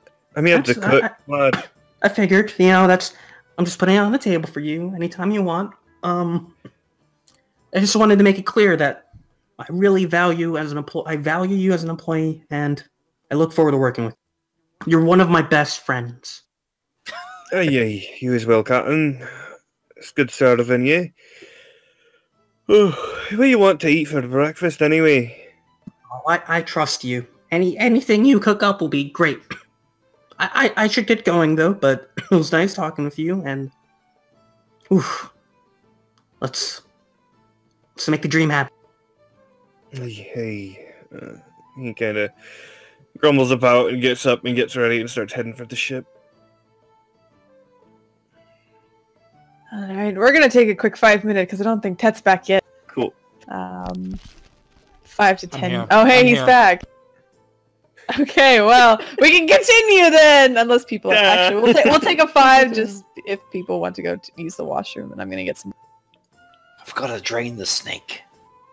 So As an update there, Patch Face, you snuck into the bedroom while they were mid villager noise, and ended up hiding in the closet, sharpening your knives and watching. That sounds good. You made disturbing noises. For fuck's sake. I was like, he's gonna just do the same thing to Yarkfall, isn't he? And he's like, oh yeah, he is. Oh, fuck's sake. It's so good. Oh, I have to hit up Dumbers, Sneezy, Ava, Daisy. That'd be It should be noted that Patchface heard that probably if he was in the closet.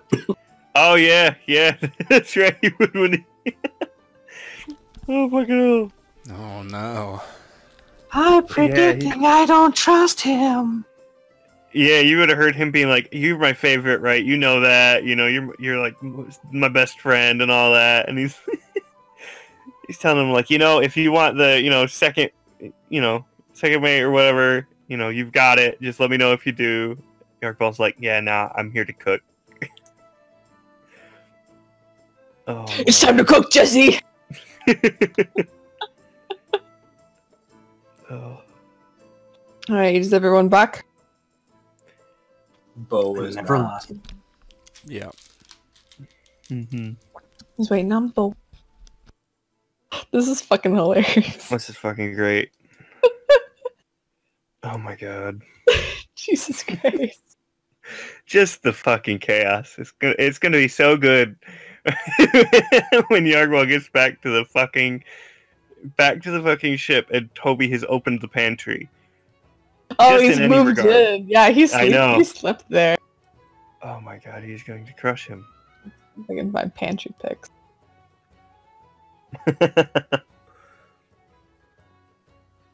Actually, I've got one. I like to think he did actually just sleep in the pantry. Oh yeah.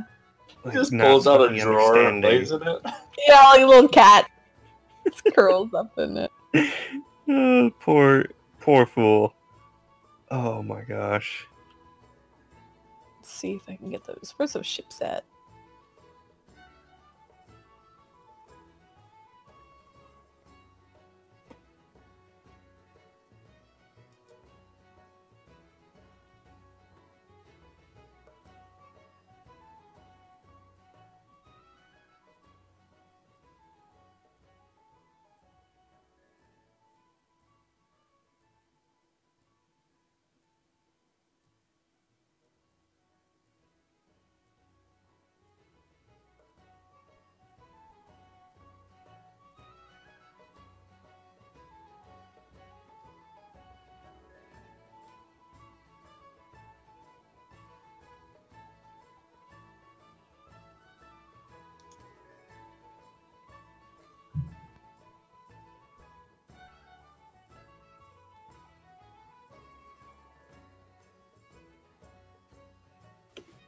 Yo. Yo. Let me just actually get this real quick.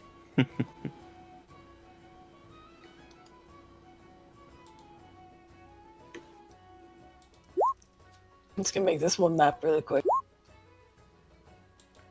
Cool.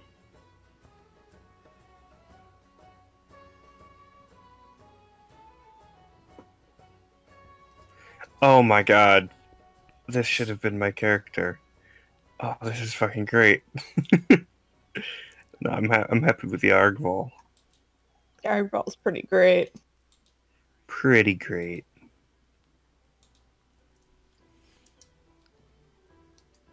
Oh, fuck. Get me all ready to play my fucking dwarf tomorrow.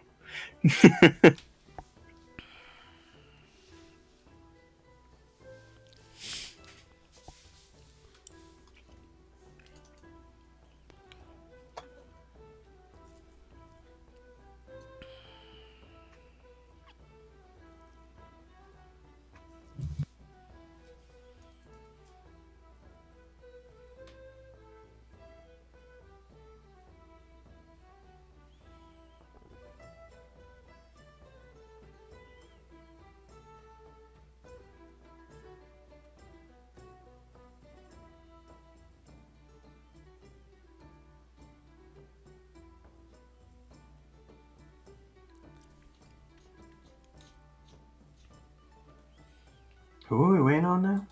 Just me. Making a real quick map. Waiting on the girl as usual. Aye. Not in my family. It's the opposite. It's me and my son Cooper. We were slow as fuck. Like to go upstairs and brush our teeth and change our clothes takes like 45 minutes. Oh man. My wife says to me at dinner, "Why'd you have your phone out? This is a Blazing Blasters emergency." Always. Oh man. Alright, I got it up. Huzzah! Alright, so you're all in Booty Bay right now, and it's about the morning time. I guess we're resuming. By the way, surprise, we're resuming. And we're back from piss break. So... So what we'd be doing now is these gentlefolk have loaded up all the cargo that they need, and they are ready now to head off and head back to sea to do more pirating. If that's what you want to be doing. Indeed. Mm-hmm. Mm-hmm. It's kind of hard. I don't see a ship here. Well, I just wanted to make sure before I put you to the ship. Yeah, Argval's heading up, to the chamber to get breakfast ready for everybody. After a few days at port, a few days of rest and some vengeance, old Sneezy's complexion seems to have cleared quite a bit, and it's almost as if that violence did him good. He has nice clear skin, and he's feeling ready to conquer the seas. We'll be putting on some new music. Pat. All right. Yeah. All right. Well, yeah. Go ahead. So you all head onto the ship, and Sneezy, you head up to the helm. You yell for someone to raise anchor. And Whoa, what? About to head out. Yeah. Aye. That's a gnome's job to call out for the anchor. No, that's first mate's job. All right, so Order. it's Jumpers to give get out. the order from Captain. Aye. So Sneezy heads towards the helm, and he grips at the helm, feeling it. It's a nice wood. And Yargval, you head down towards the pantry, getting ready to make something for breakfast. And you see a very familiar body that seems to be crouched up in a very small little circle in the pantry itself, taking a little nap. It seems all of your stuff has been put into a box.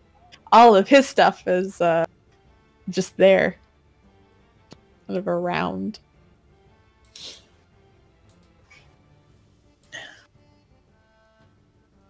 What do you do, Yargval, when he's in your space? Oh, it's quiet. Okay, there we go. Yeah, no one's there to see it when he turns blood red, but he does. There's practically the steam coming out of his ears and everything. And he very quietly just walks over and digs through some of the pantry and finds some very, very nice chilies he received recently. Bought them at port like the last time they had stopped, and he hadn't really put it in anything just yet. And so he's going to take that, and he goes over to the table where he kind of preps everything. And he grinds it up with a bit of water and puts it into a small vial. And while Toby's there sleeping, he walks over and takes the head of the small vial and shoves it into Toby's right nostril and tips the bottle up. I'd like you to make me a crafts roll and see how potent this thing is. I would love to. Alright. So, describe to me how basically Toby, you see he just shoots up as you pour that, and he just starts screaming, and all over the ship you hear these terrible girly screams that are coming from below deck as he just goes, ah, ah, just kind of trying to get it out of his nose. He's trying to spray it out, and he's just waving his hands everywhere. There's tears pouring down his face. Yeah, Yardfall reaches up. Are you alright, lad? Are you alright? What's going on? I don't know, there's something in my nose. It hurts so much. Come here, lad. Come here. And he kind of pulls him down low, close to him. And then, like, once he's down like that, he grabs him by the back of the hair and holds his face up to his. What did I tell you about my fucking pantry, Toby? The captain said I was a new ship. And what did I tell you about the fucking pantry, Toby? And his other hand reaches up real heavy and hard right upon his bollocks and squeezes hard.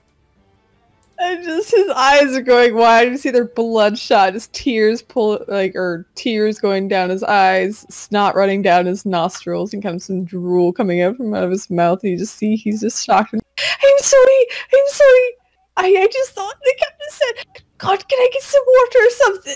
It's awful. Oh, you can get some water, lad. And he kind of opens the door and kind of turns him around the other way with his hair, and then brings the hand back around and basically just throws him out of the pantry. You can go get it in the sea if you'd like it. And he slams the door shut and starts rearranging the pantry again. Toby, he just books it just straight up the ladder, straight onto the deck. And actually, I'd like, who would... Patchface, I'd like you to make me a notice check. Okay. A notice check. If you don't have notice, then it's a mediocre roll, and you should have that to be able to select in your token. I have notice. Perfect. Let's see. I'm gonna roll his athletics just to see how fast this boy's going.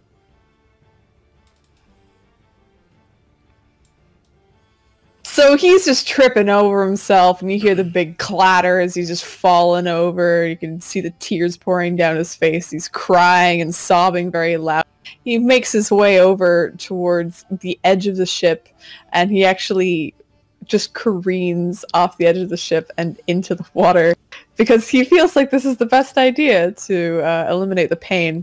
And you're the only one who sees this, who's on deck right now, because everybody else is busy getting ready to go. So what do? You see Toby just go over the edge and into the water. Patchface has been rather somber since they've been back. He's not really been telling any of his jokes or doing any of his acrobatics as the jester. He looks over the rail as Toby goes into the water. Is he swimming, drowning? What is the...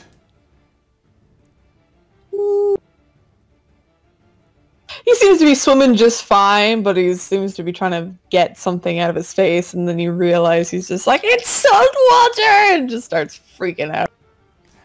But he's swimming. Patchface, he considers it for a second and then quickly pulls a throwing knife out of his pocket and tries to throw it in the back of Toby's head. Okay. Yes. Good. Amazing. Good, Anakin. Let's see. I guess this would be a fight check. Yeah, could be. Yeah, so you're throwing this knife. Oh my god. I was gonna say athletics, but that's cool. I like it. What Makes style? sense. What Yeah. style? Either way. Oh my god, no!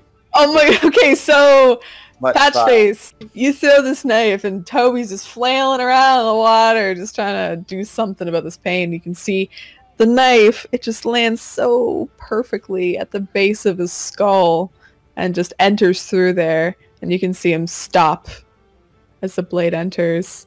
And you can see him slowly just start to sink down under the water, very still. Patchface suddenly seems a lot more happy. He jumps up on the rail and does a cartwheel, which defies his girth with a smile. Ta-da! Now you don't have any nose discomfort. Now bye-bye!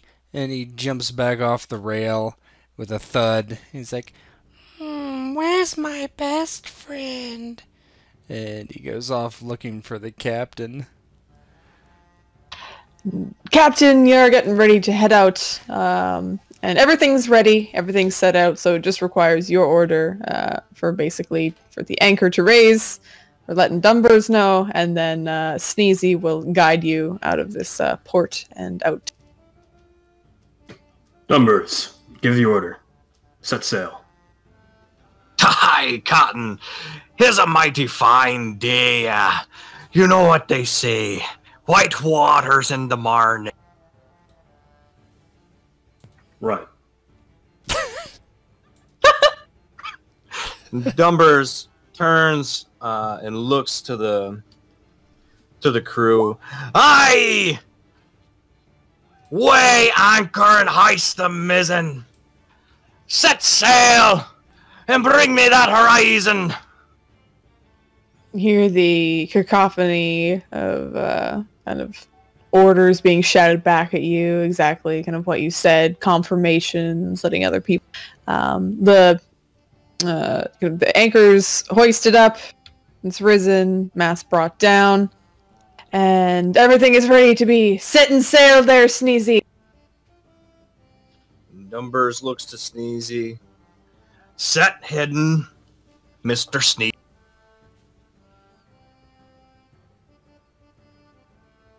Like you cut out there, son. Dumbers turns to Sneezy. Aye, Mr. Sneezy. Set the heading. Oh, all mass up. All speed ahead. Jib the jab and jab the jib. Oh, all the gods be with us and full speed ahead as the winds blow out our sails and we head out into the harbor.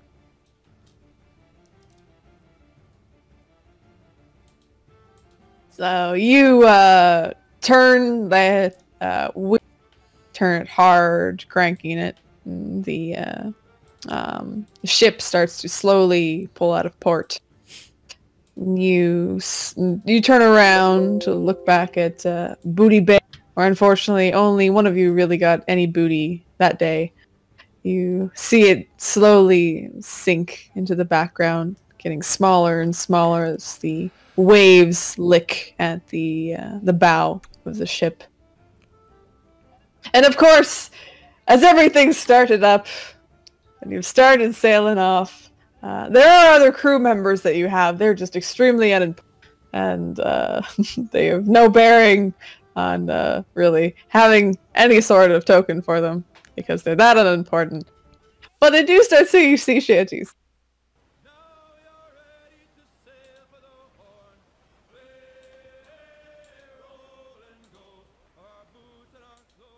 And you're heading out now, kind of going over the waters and stuff. Yargvul, you've cooked breakfast at this point with now the very annoying child of Toby being out and not around your pantry anymore. At this point, Patchface, you do find Captain James. He waddles over to the captain. Hi, Captain. Just wanted to know if we could have a quick chat. Of course, Patchface. Should this be a private conversation? Oh, yes, come to my quarters. Right. Dumbers, you're in charge. I'll be back. Hi, Cotton. You head down into your quarters, and your quarters there are fairly messy at the moment there, Captain. You haven't done too much cleaning, mostly because there's no one to really be cleaning for. And you're small, you're able to kind of make your way around a lot of the junk and such that is in your captain's quarters. Oh, I was gonna take him to my quarters. Oh, your quarters! Yeah. This works too! It is equally messy! Yeah, exactly. And it's down some stairs. In Patchface's quarters, the captain's probably never been there. He walks in, there's shrunken heads hanging from the ceiling, and then it's extremely messy, as she was saying, and on the table is a intricate row of knives all laying out.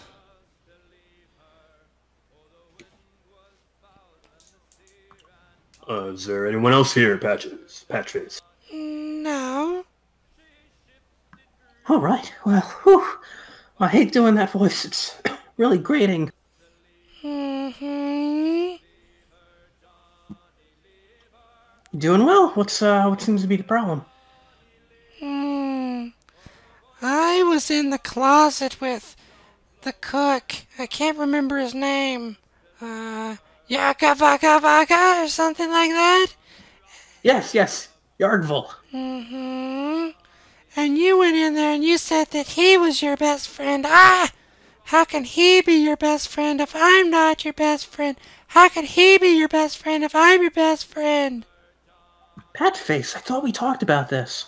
We have to trim the numbers a bit. Oh, I did that already. Right. So, who's gone? Oh, Toby. And how'd you do it? No one saw you, right? Of course not. Good, very good, Patchface. Where'd you find him? Oh, he jumped overboard. Now, did he jump or was he thrown? Oh, he jumped. I just made sure he never rose again. You see, Patchface, when you were listening to that conversation I was having with Yardville, I was trying to get him to take out Toby for us. Oh. You see, you may have heard that part, but you didn't hear me telling Toby to set up shop in Yardville's shop. We know how angry that man gets. Can I roll my detect lies? I think I'm actually good at it. I don't know. Yeah, actually. So, James, I'd like you to make me a deceive check. Whoa, what am I deceiving here? Are you telling the truth? All of this happened. It's true. Actually, I don't. I have rapport. I don't have what I thought I had, so never mind. You can roll from It's mediocre. fine. All right. Patchface. Okay. Do we need to take any more people out? Patchface, you saw the numbers. We need at least 3 more. 3 more? At a minimum. And that's really cutting it. Of course, you're not on the list. And I'm not on the list. Oh, of course not. You and I, we have to stick together, you know? Of course. All that leaves is decide who is next. Well, He looks over to the knives. I'll figure it out. Right. I'll leave you to it. He meekly waves to the captain. Godspeed, Patchface. Mm-hmm. I'll head on back to the deck. Patchface walks over to one of his knives, takes it up, begins lightly stroking it against his palm. I'm his best friend. I'm his best friend. I will prove I'm his best friend. He sits there for a while with his knives. You stroke off your knives and sit in your room. Back on the deck. Dumbers, where are you at the moment? On the poop deck. Alright.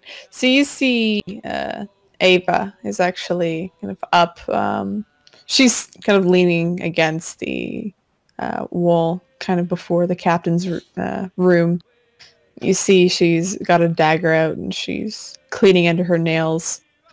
Daisy, on the other hand, seems to be moving some of the barrels and securing them down before hopping on one. She's got the captain's kind of notes in her hand. You see she takes out a quill and some ink. She wets the quill and you see she starts sketching and drawing in the book again, seemingly to knock off certain amounts of things that have been sold and such going throughout.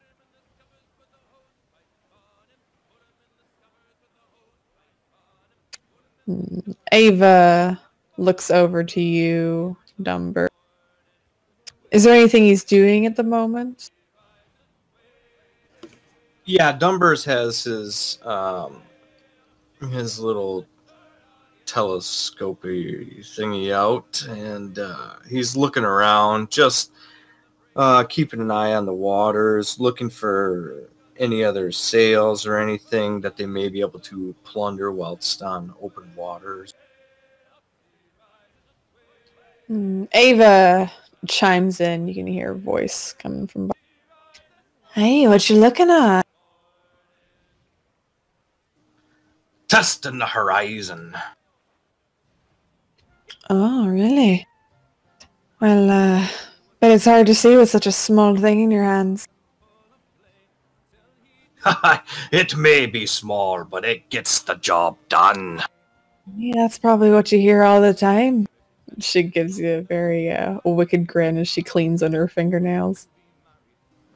Dumbers doesn't even break his gaze as he continues to look out over the horizon, because it didn't even register.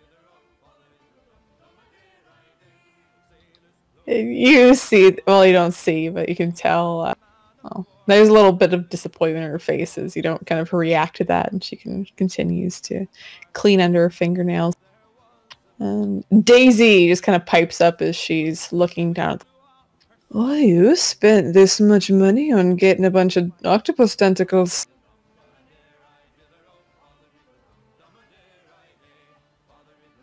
And some medications, and she'll look up to Sneeze. Hey, Sneezy!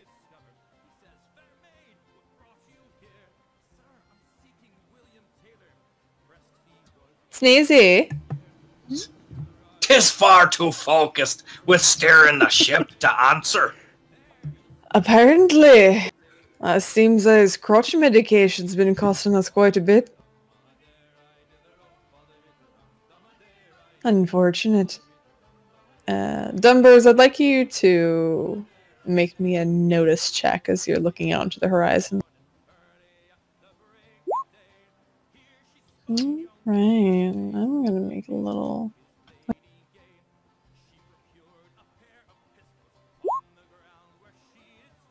Oh, geez. So you don't see it for some reason. You're kind of scanning it. You're looking mostly towards the north where you're facing, and not quite back to where you came from. So, Yargville, are you still downstairs? Are you on the deck right now? He would have made food and stuff. So he's probably up there kind of taking everything in and eating by this point. Nice. So with you're kind everybody of else. yeah. So you're on deck, just munching away, and I'd like you to make me a notice check as. Sure. I don't think I took notice. Yeah, no. Give me that mediocre. It's a -2. Alright. Sneezy, you there? I'm here.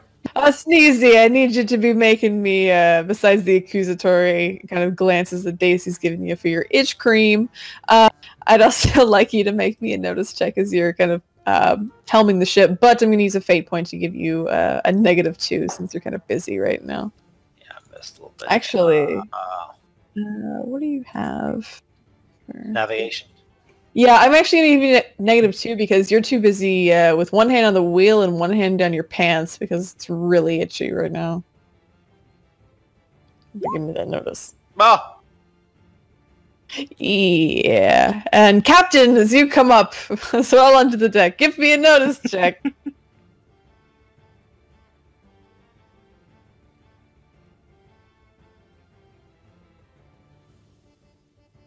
Captain! Thank you! Man, you're sucked! We're all blind. I'm fucking blind! Alright, so you're just sailing away, everything's fine, the cruise is sick. The day seems to be good. All of a sudden, some reason, just the wind seems to kind of shift, almost. You get this very foreboding sense as you're sailing, and kind of all at once, you feel this need to look behind you, and you actually see, kind of in the waters, and they're getting fairly close at this point, another ship that's coming up behind. You said we see it now? Yeah, you see it just now. Oh, great. Dumbers will look over and just points and shouts, "Sail ho!"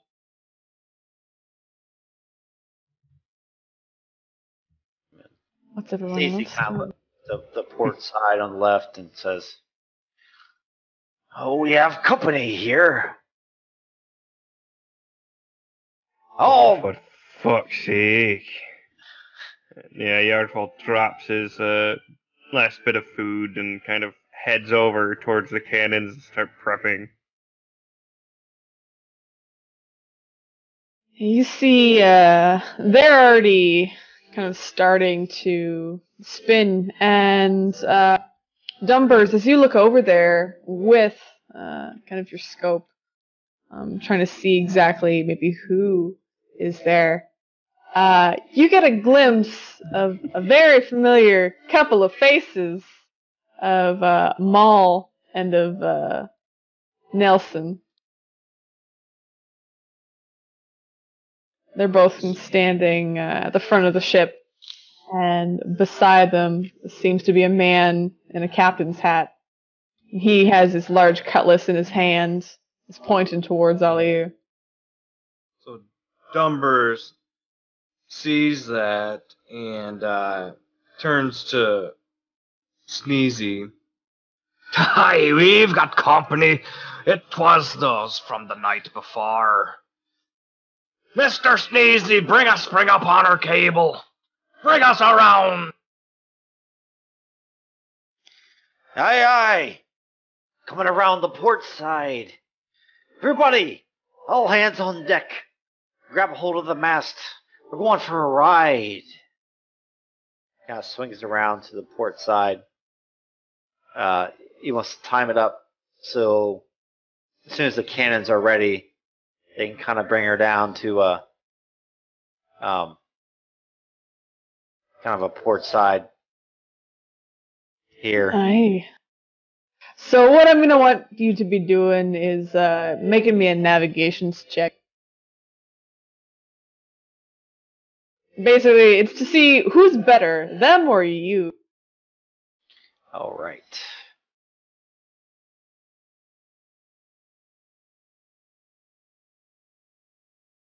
All right. I don't think I can use my stunt here. Who? Pedal to the metal. Oh my. Yeah, I don't think I can use it. Now, let's see. See what we got. Well, So, unfortunately, I just gotta zoom in order to spin you.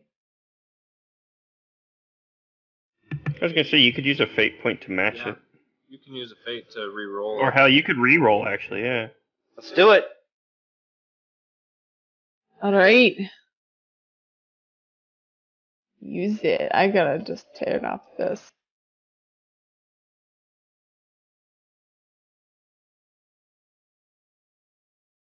Do it up, reroll. All right, I'll just re-roll it. Okay, just know that I also have fate points too. Mm-hmm. Oh, one better. Oh shit. And unfortunately, still not quite enough. It seems as you're kind of turning, trying to get into position.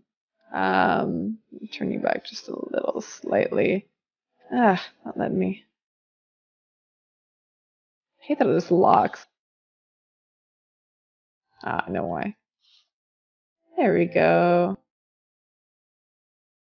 You get a slight turn, but the other captains just a little bit quicker as they just start to approach.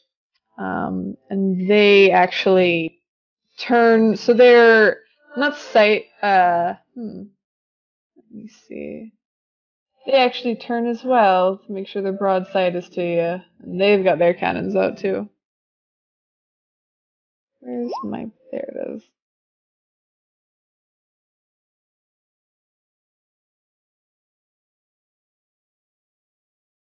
So they've got kind of full broadside to you, and you're steering. You're seeing they're a little bit faster, whoever their helmsman is. And the rest of you, what are you doing? Yarwell's definitely about to take a shot with a cannon if he can. Once they've got it lined up.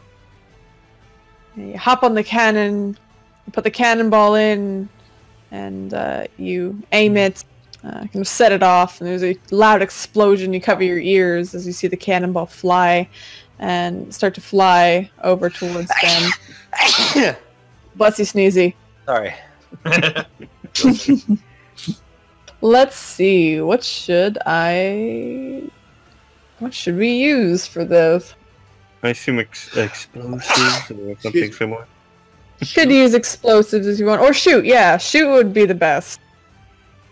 I don't have shoot. I have explosives because I assume that would be like. Well, this is blowing more. shit This is up. a cannonball, not quite. An You have to explosive. aim and shoot. Yeah, that's why I was man. planning on doing like grape shot or some fucking widespread shit.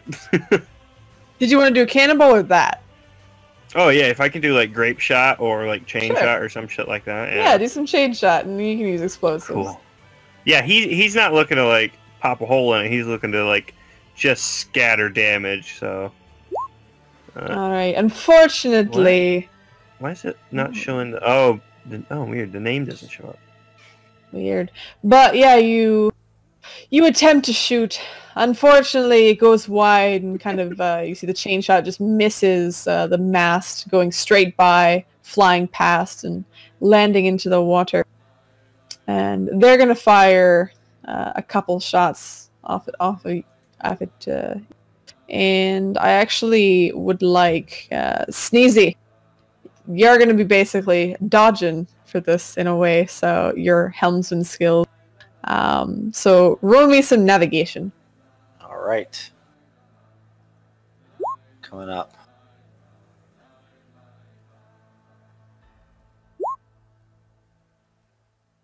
Oh, so the first one goes wide, kind of going way too forwards and hitting into the water. The other one does land and smashes the deck a bit, but it doesn't do any catastrophic damage. They're kind of going. And what are the rest of you doing? So the ship sort of gets hit a little and rocks, and Dumbers steadies himself and takes out a sword and points over across at the other ship, and he just shouts across, "Ready the powder, monkeys, and get those cannons aimed! Ready for the shot! Here we go, boys! As he's just kind of shouting out commands and orders to get everybody in place and try to not necessarily inspire them to hop to, but you know, they're just used to being shouted at. I'm assuming by this point.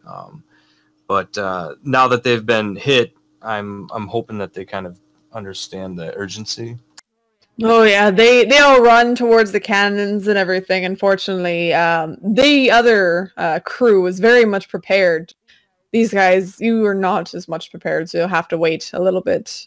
Next turn will be the firing. So Yargville fired. Dunbird is giving out the order. What about Patchface there? Is he still in his room sharpening his knives? Patchface probably has no idea what's going on. He begins to hear a commotion and just starts to come up on deck, but he can't really do anything. So you get up on deck and you kind of see the chaos that's going on. Captain? What are you doing? Going to run up to Dunmar. And we're going to discuss strategy.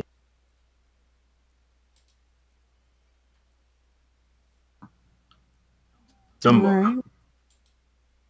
Aye, Captain. Things are not looking good for us. 'Tis only just beginning, Captain. Sorry.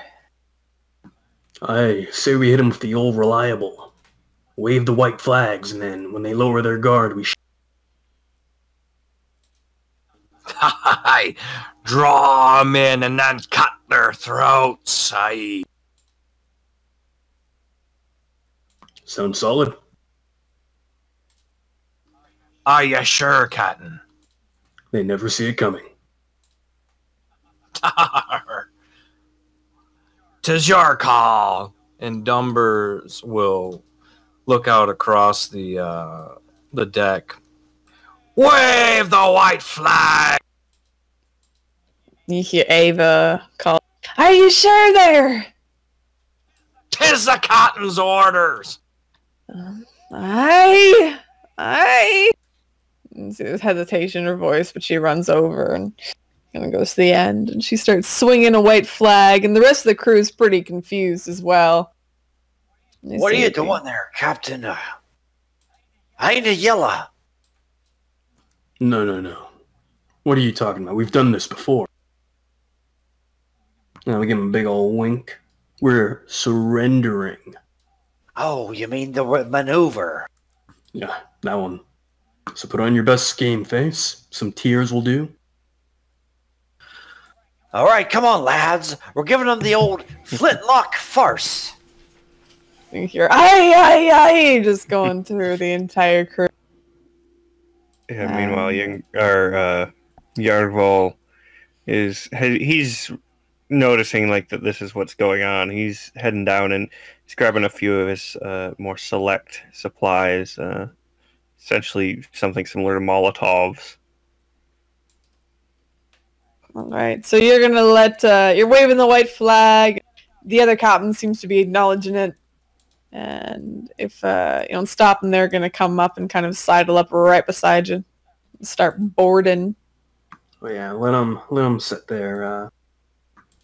What are those called? I guess they're planks. Gangplank. Mm-hmm. Gangbangs. Yeah, you can see them coming aboard and going, parlay. They come up, and I'll get back to the ship here. All right. So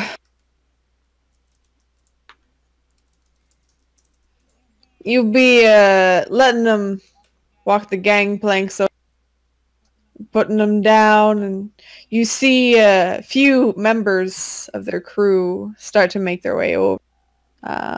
You see the captain, he waits behind. There's a few others, including Nelson from the night before, who comes over. as well as Owen. He's got his head a little bit patched up at this point. His hat's off. He comes over too, and he's got this very angry look on his face, as well as a few others. They all seem to have cutlasses out, and a couple of them do have flintlocks. You see finally kind of cranking or walking very heavily down the gang.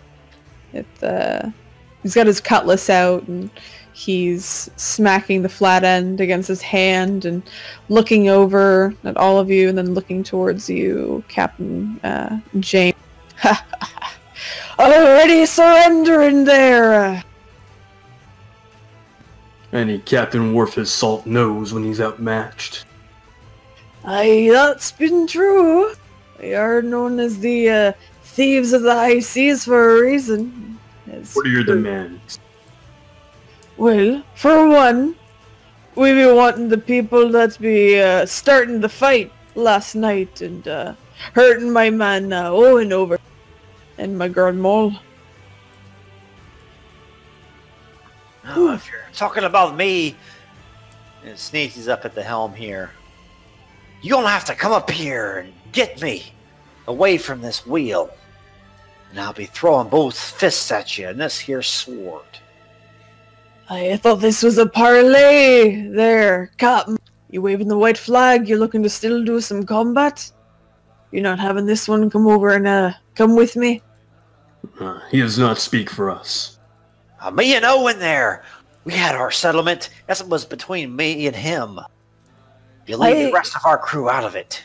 Aye, but now it's between you, me, and me crews. Owen is one of mine, and I make sure to protect me. How you feeling there, Owen? Quite of a headache? You can see Owen. He starts making his way up to you, and one of the other people just puts his hands on his chest just to kind of calm him down. The other captain looks over to you, James. I will, you better be getting your man and bringing him over here. Well, you said that was your first demand. What are the other?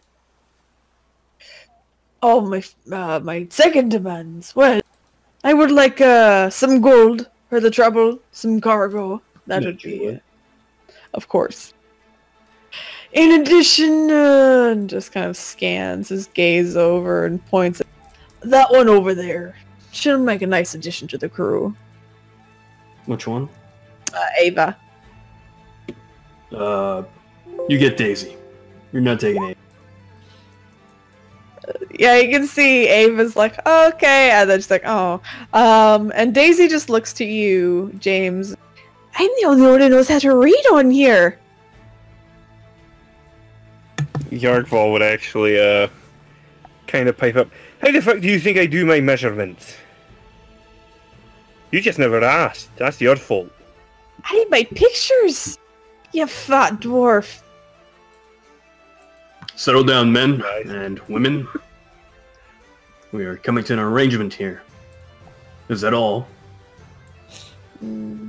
Captain just nods. Aye, you get me the supplies, you give me your man up there, and you give me your woman there, and I'll be off. Aye. I'll spit in my hand and put out for him to shake. He spits in his own hand and offers you, he puts his kind of sword into his left hand, offers you his right, and clasps your hand with that. Alright, and once we clasp, I would like to take one of my many flintlock pistols and shoot at him. Yeah, Yargval's waiting for this moment as well. He's gonna, right when he does that, he's gonna throw the mollies onto their ship. This is a flintlock classic. Alright, I'd like you to make me a shoot roll. And he's gonna try and dodge. I would also like to use a fate point, because I am larger than life. Alright, give me it! Yeah, you might want to use that fate point for a reroll instead. Yeah, it's probably worth it for, well, yeah, it's definitely worth it for a reroll. Yeah. Oh my no. god! So, as you attempt to shoot him, he anticipates it and you point the gun at him, and as you shoot and fire, he steps just out of the way in time. And with that, his men are entirely up in arms. Can I get my explosives throw? Yes, actually, because you're fully prepping that. So throw your explosives onto their ship. Yeah, so he was gonna throw them both onto their ship, seeing as, but then that went poorly, so I'm gonna do a bad thing and get a fate point back for Firebug, and kind of throw one towards the group that are on our ship as well, if that's cool. So I'll let you throw one, so pick okay, the yeah. one that you want to throw. Yeah, Firebug, so he's basically throwing it kind of close to these guys, trying to catch some of these and the gangplank, pretty much. Alright, So do it up. back across the ship, to their own ship. They're gonna try and dodge. Yeah.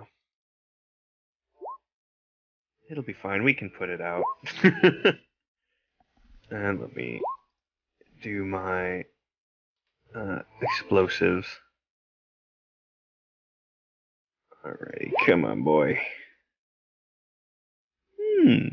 Oh, and I do get a +2, actually, to use explosives to light individuals on fire or create aspects. From Bathe in Fire. So two of them, these lower two here, without names, at least as far as you know, because you never asked, they just start screaming as you immolate them, and they start flailing around and falling off the ship. You know that you've done some pretty heavy damage to them. The other two, they're both lit on fire. They don't fall off the gangplank, but they're screaming as they're immolated. Yeah, Yargval is laughing heartily. Ha ha! Cook ye, we bastards! So Nelson and Owen are screaming there as they're on fire, and the captain, Captain Jinx, he attempts to put you in a grapple there, James. Bring you in close and just say, shouldn't have done that. So I want you to roll me physique.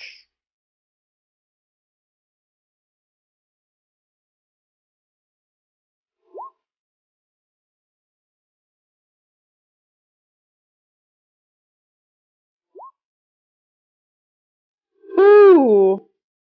So he gets you into a grapple. He actually leans down and he picks you up off the ground. And he's kind of holding you in a chokehold right now and passes the blade off into his main hand, kind of holding you close to his chest with the left. Your feet just kicking out from underneath you as he's holding. Oh no, my feet are not kicking. They're gonna go limp. Alright, your feet go limp as he's holding you real tightly. What does everyone else do as it seems the other crew is getting their guns ready to fire at you? Dumbers is pulling out his flintlock. Alright, do you fire at anybody? Yeah. Yep, he's gonna shoot at the captain there. Alright, well, he's gonna get a +2 to dodge, considering he has your map. Partial cover. Yeah, so if you fail, if you get even or fail within like 3, you're gonna hit the captain. You're gonna hit his shield. Okay. Gotta thin down the Nice. crew. Fate point. Can I also use untrustworthy? Sure! Roll Never it! trusted you. I used the 4? fate point for that. Yeah. So you shoot and you clip him kind of Never mind, go ahead. So you hit him in the face and it just takes out a large chunk of his chin. You can actually see bone that's being exposed on his face as the bullet rips through. He's actually in so much shock that he drops you to the ground there, James. And he holds his face with his left hand. What about the rest of you? I was gonna say that should have been a -2 though, right? Because it's my trouble aspect. Oh, that's your trouble? Yeah. I thought you said, I thought it was a bonus. No. Oh, never mind. So it does not do that. Right, that's only if she Does it pays hit and invoke Flintlock? your trouble. Yeah, I didn't invoke the trouble. I just gave myself a 2. Yeah, but I can invoke it myself. Oh, to get bait back? Yeah. Mhm. Oh, okay. So, okay. Never mind. Yeah. Scratch that. Scratch that. Yeah, I was He's gonna not say I hit thought the that was three. why he was. He was like, He- "Oh, I'm yeah. not trustworthy." I don't give a fuck. He does not get hit in the face. He does not drop you, James. Instead, James, I'm gonna need you to make me an athletics check. You're still held, but I just want to see if this hits you. Does he Does get he- a negative? He doesn't gain a negative, but fortunately, it doesn't quite hit him. Because basically, the captain also moved with him, so he's kind of incorporated in that dog. I'm just Um, asking questions. I'm answering your question. So he dodges out of the way. James, you see that Dumbers is carelessly firing towards you, and it almost hits you, and you can see basically part of your shirt has actually been clipped by the bullet, and it's pulled away, and there's a little scratch now from the heat of the bullet that's on your skin. Great. So Ava and Daisy, they're both going to draw their weapons and start firing. They actually fire back at some of the other crew members, and they just start taking out a couple as they fire. Sneezy, what are you doing? So Sneezy's up at the helm, and he whips out his cutlass. And I'm going to make like a very athletic move, and this thing up here, I want to cut that with my cutlass and swing down on it and just slam into Owen and knock him against this bell and ring the bell. Earl Flynn. Make me that Earl athletics Flynn. check. Here we go. They are Does he also have on any fire stunts? and in fire. They are on fire right now, but you should do it. This is going to be a Exactly. difficulty It's gonna be 4 It's a pirate move, to do man. it. Do it! It's perfect. So if you hit that 4, you'll get it. I don't know if I have any stunts. Ending the bell. I have Fate Point. I can use that probably. Yeah. Do you want to invoke an aspect? Or you can invoke like an aspect like swingy ropes that are on the ship. Sailor Extraordinaire. Yes, yes. You sail extraordinaire. All right, I'll do athletics, right? And you can choose to apply it afterwards as well. So if it The goes really modifier, low, what do I do? 2? There's no mod. I would just leave the modifier out for now. You can choose to use it depending on what you're. Oh no. oh yeah, maybe I would maybe re-roll instead. you got a -3 on that. Yeah, I would use that fate for a re-roll. I'll just re-roll it then. There you go. There you Woo! go. All right, please describe to me how you just cut this rope and fly down and kick Owen and kick him into the. So he sees Owen kind of on fire down there, and he says, "Let's finish this once and for all. You brought all this trouble upon our heads with this pox."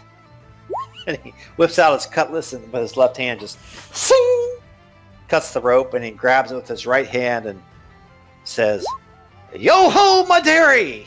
And he kind of swings down, and like the wind's whipping through his hair, and just crunch hits him in the chest, and ding!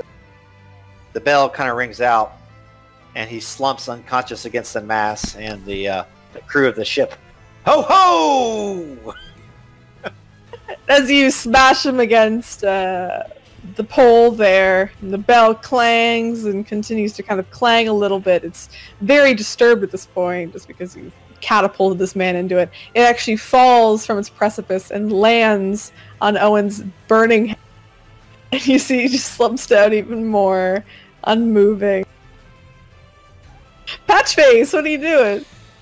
Patchface is very perturbed about the situation with the captain, so he also attempts to stick a knife in Jonas Jinx, and I'm gonna use a stunt where I can replace any skill with another skill, and due to all his dissections of cadavers and things like that, he's gonna try to use his lore. Alright, to know exactly where to stab this man, so it hurts the most. All right, I want you to roll me that lore check. He is actually going to fight back. Oh my god. Oh, The style. that's real good. That's real good. So, he's not quite dead yet, but please describe to me how you kind of take out his leg and have him drop James to the ground as you basically start stabbing at this guy. So Patchface is a acrobat, even though he's big and fat. He rushes to the side, does a one-handed cartwheel, and as he goes by, he takes his blade and cuts it against the captain's Achilles, and cuts it and hobbles him as it goes. The blade goes across both of the back of his feet, through his boots and through the tendons. He lets out a cry of pain as he drops you to the ground there, James. Nelson is just trying to put himself out and actually runs back to his side and just starts rolling on the ground and just trying to put himself out. I want all of you to make me athletic checks because there's all going to be a bullet coming all of your ways. There's many other crewmen who are on the other side. I'm just going to do one. Oh, fuck. One roll for all of them. What do we get there? Okay. I got a -2. Resources? I think you rolled the right. Oh, why did it roll resources? Why'd you roll resources? I mean, it's the same as athletics, but... Yeah, oh, okay, I guess it's well... the button is the other Yeah, side, that's why. Oh, well, if it's That's the same... why the one was blank when I clicked it, because I thought it was the button to the right. That's why. Okay. All yeah, right. it's the same as athletics. Okay, Yarg, let me just see. Because he did a pretty deep... They did some pretty deep wounds to you, but you got physique 3. Or, sorry, +2. So you have, basically, up to 3 stress. So you get hit. You get hit deep in the shoulder, and it really digs in. You are going to take 3 damage from that. Whereas, So I just marked the 3, right? Yeah, you just marked the 3 there. So James and Patchface, you are also both going to take 1 damage each as these bullets start ripping across. Dumbers, you definitely kind of avoid and get out of the way of these bullets.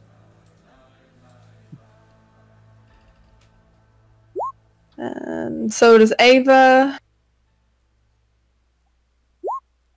And so does Daisy. So, as you have the captain who's kind of on his knee there, bleeding from behind as Patchface has impaled him, the others have gone kind of across. The only one over here right now is the captain. Everyone else is over on the other side firing it. Ooh, I have a thing for that. Yardval, if no one else is going first, he's gonna pull out one of his better ones, one of his babies, really. The thing he uses to end a ship, right?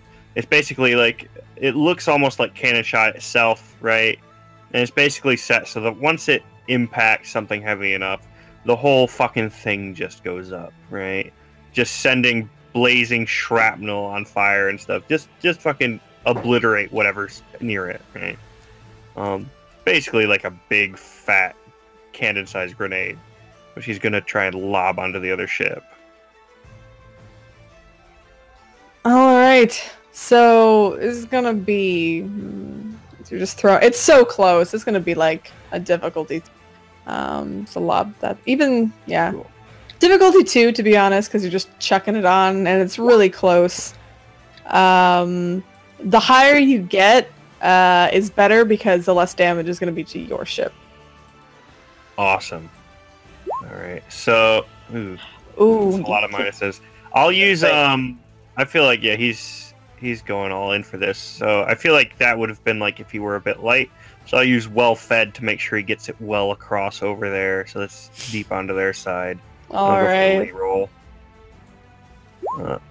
There we go. Hey, so you put this thing square in the center of their deck, and you just see all of their heads turn towards it, and they all look at it.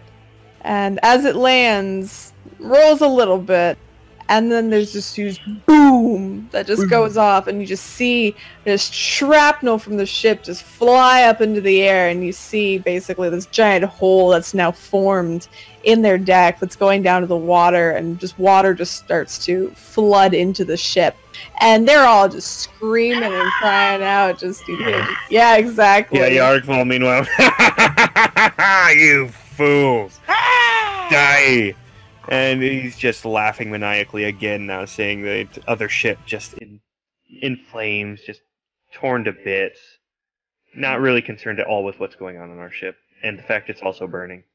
And Captain Jonas just looks over, he says, "Abandon ship!" And he's going to attempt to take a swipe as he's kind of sitting there at you, James. He is going to take a negative just because he's injured. Should take a plus because he's at the same height. So either fight back, James, or you're going to dodge out of the way with athletic.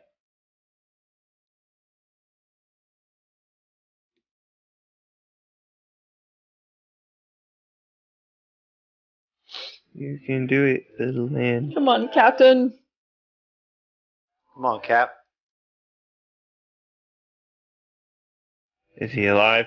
Captain! Are you alive? Oh, the captain's already dead! He said gonna get water. Oh yeah, he did, didn't he? Oh, you're right. So as they're fighting, or at least they are about to, what's everyone else doing? As they see the explosion go off. I'll even let you guys act before the captain, as he's kind of on the ground, just going, "Ah, my leg!" Dumbers is gonna shout out a command. Man those cannons! Bring that ship down and send it to Davy Jones' locker! Ha ha ha!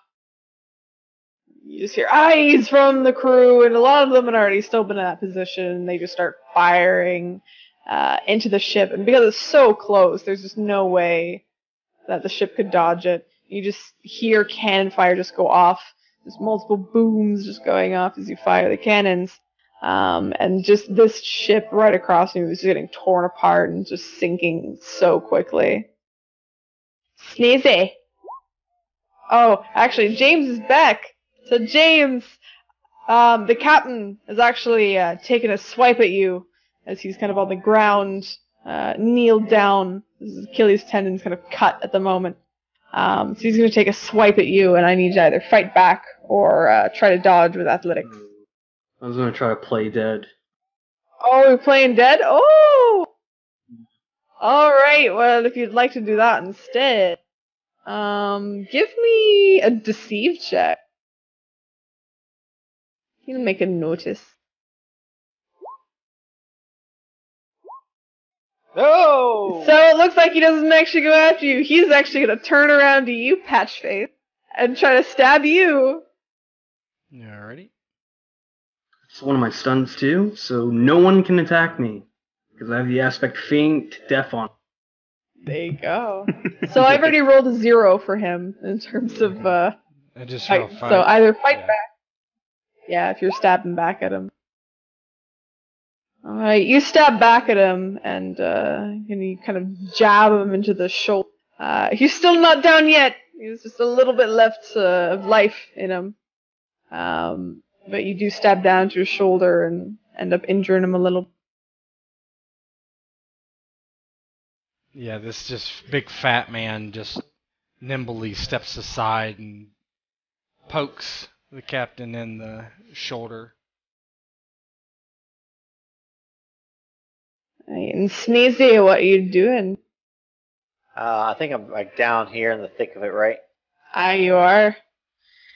Yeah, so Sneezy, with his cutlass he has, he turns to the captain, Patchface on one side, Sneezy on the other. He brandishes his cutlass and says, "Oh, you're not going to be leaving here alive, Captain. We're going to fillet you and feed you to the sharks." And me. And tries to grab him and slit his throat. Do I have any fate point left? I think so. Let's use But it. all right, so I'd like you to make me fight because he's gonna attempt to try and fight you back. Use it or lose it, sister. Let's see. He kind of sucks right now. Oh, okay. That's 7 Just- then? If you want to use a fate, yeah, that's 7. Describe to me how you just utterly eviscerate this man. I even have also heavy hitter. If I succeed on fight with style, I get to destroy the person. You are, so All right. how does that look? So he kind of like Patch Face kind of stabs him, and he kind of grabs him from the back, and he says this little quirky remark. He says, "Where would you like your first cut?" "Oh, right here, right in the throat." He just draws his cutlass across the guy's throat, and like the blood starts to pour out. And he kind of, "See here, Mr. Captain Jonas Jinx. Tried to stand up to the crew of this here ship, although he failed miserably." And he kind of kicks him onto the deck and lets him bleed out. As he bleeds out, the ship across from you is sinking fast. You can see people abandoning ship and jumping off into the... You see Maul there. She's got little bandages on her hands and she's freaking out, and she even takes the time to run to the front of the ship and jump off after hesitation. Very quickly actually, the ship is underwater. And you are in great success, and you hear the crew cheering from below and above and on the deck, cheering out loud and singing your praises, Captain, as you lay on the ground playing dead. "Numbers! Call the man, put out this fire!" Yeah, Paul. I think he's Paul dead. heads over to get it too. Put this fire out! Yeah, I throw Jones's body on top of the captain because I think he's just dead anyway. I'm gonna hop up. You get up and hop off, and you're dusting yourself off. You can see there's a slow burn of the corpses now. They're on the... Yeah, Yargbal's throwing buckets to put the fires out. Oh, I want to run over to the side of the ship. I can see people jumping in the water. You can. Excuse me. I'm gonna yell out to them. If you want to live, you must pledge your loyalty to Flintlock and the Helen Keller. Patchface looks. He walks over to the captain and pokes. We can't afford these people.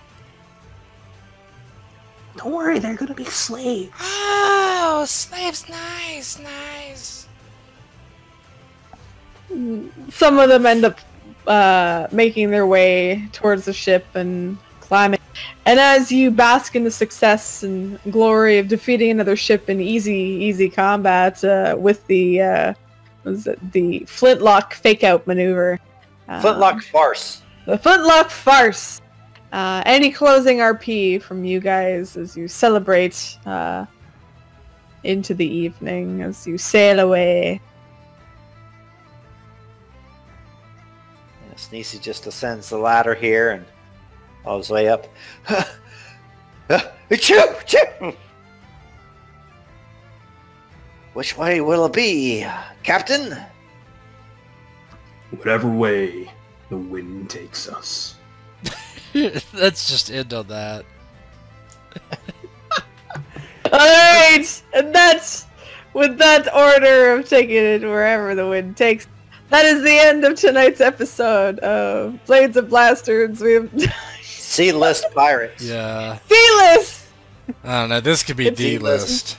D-list pirates. And that's the end of tonight's episode.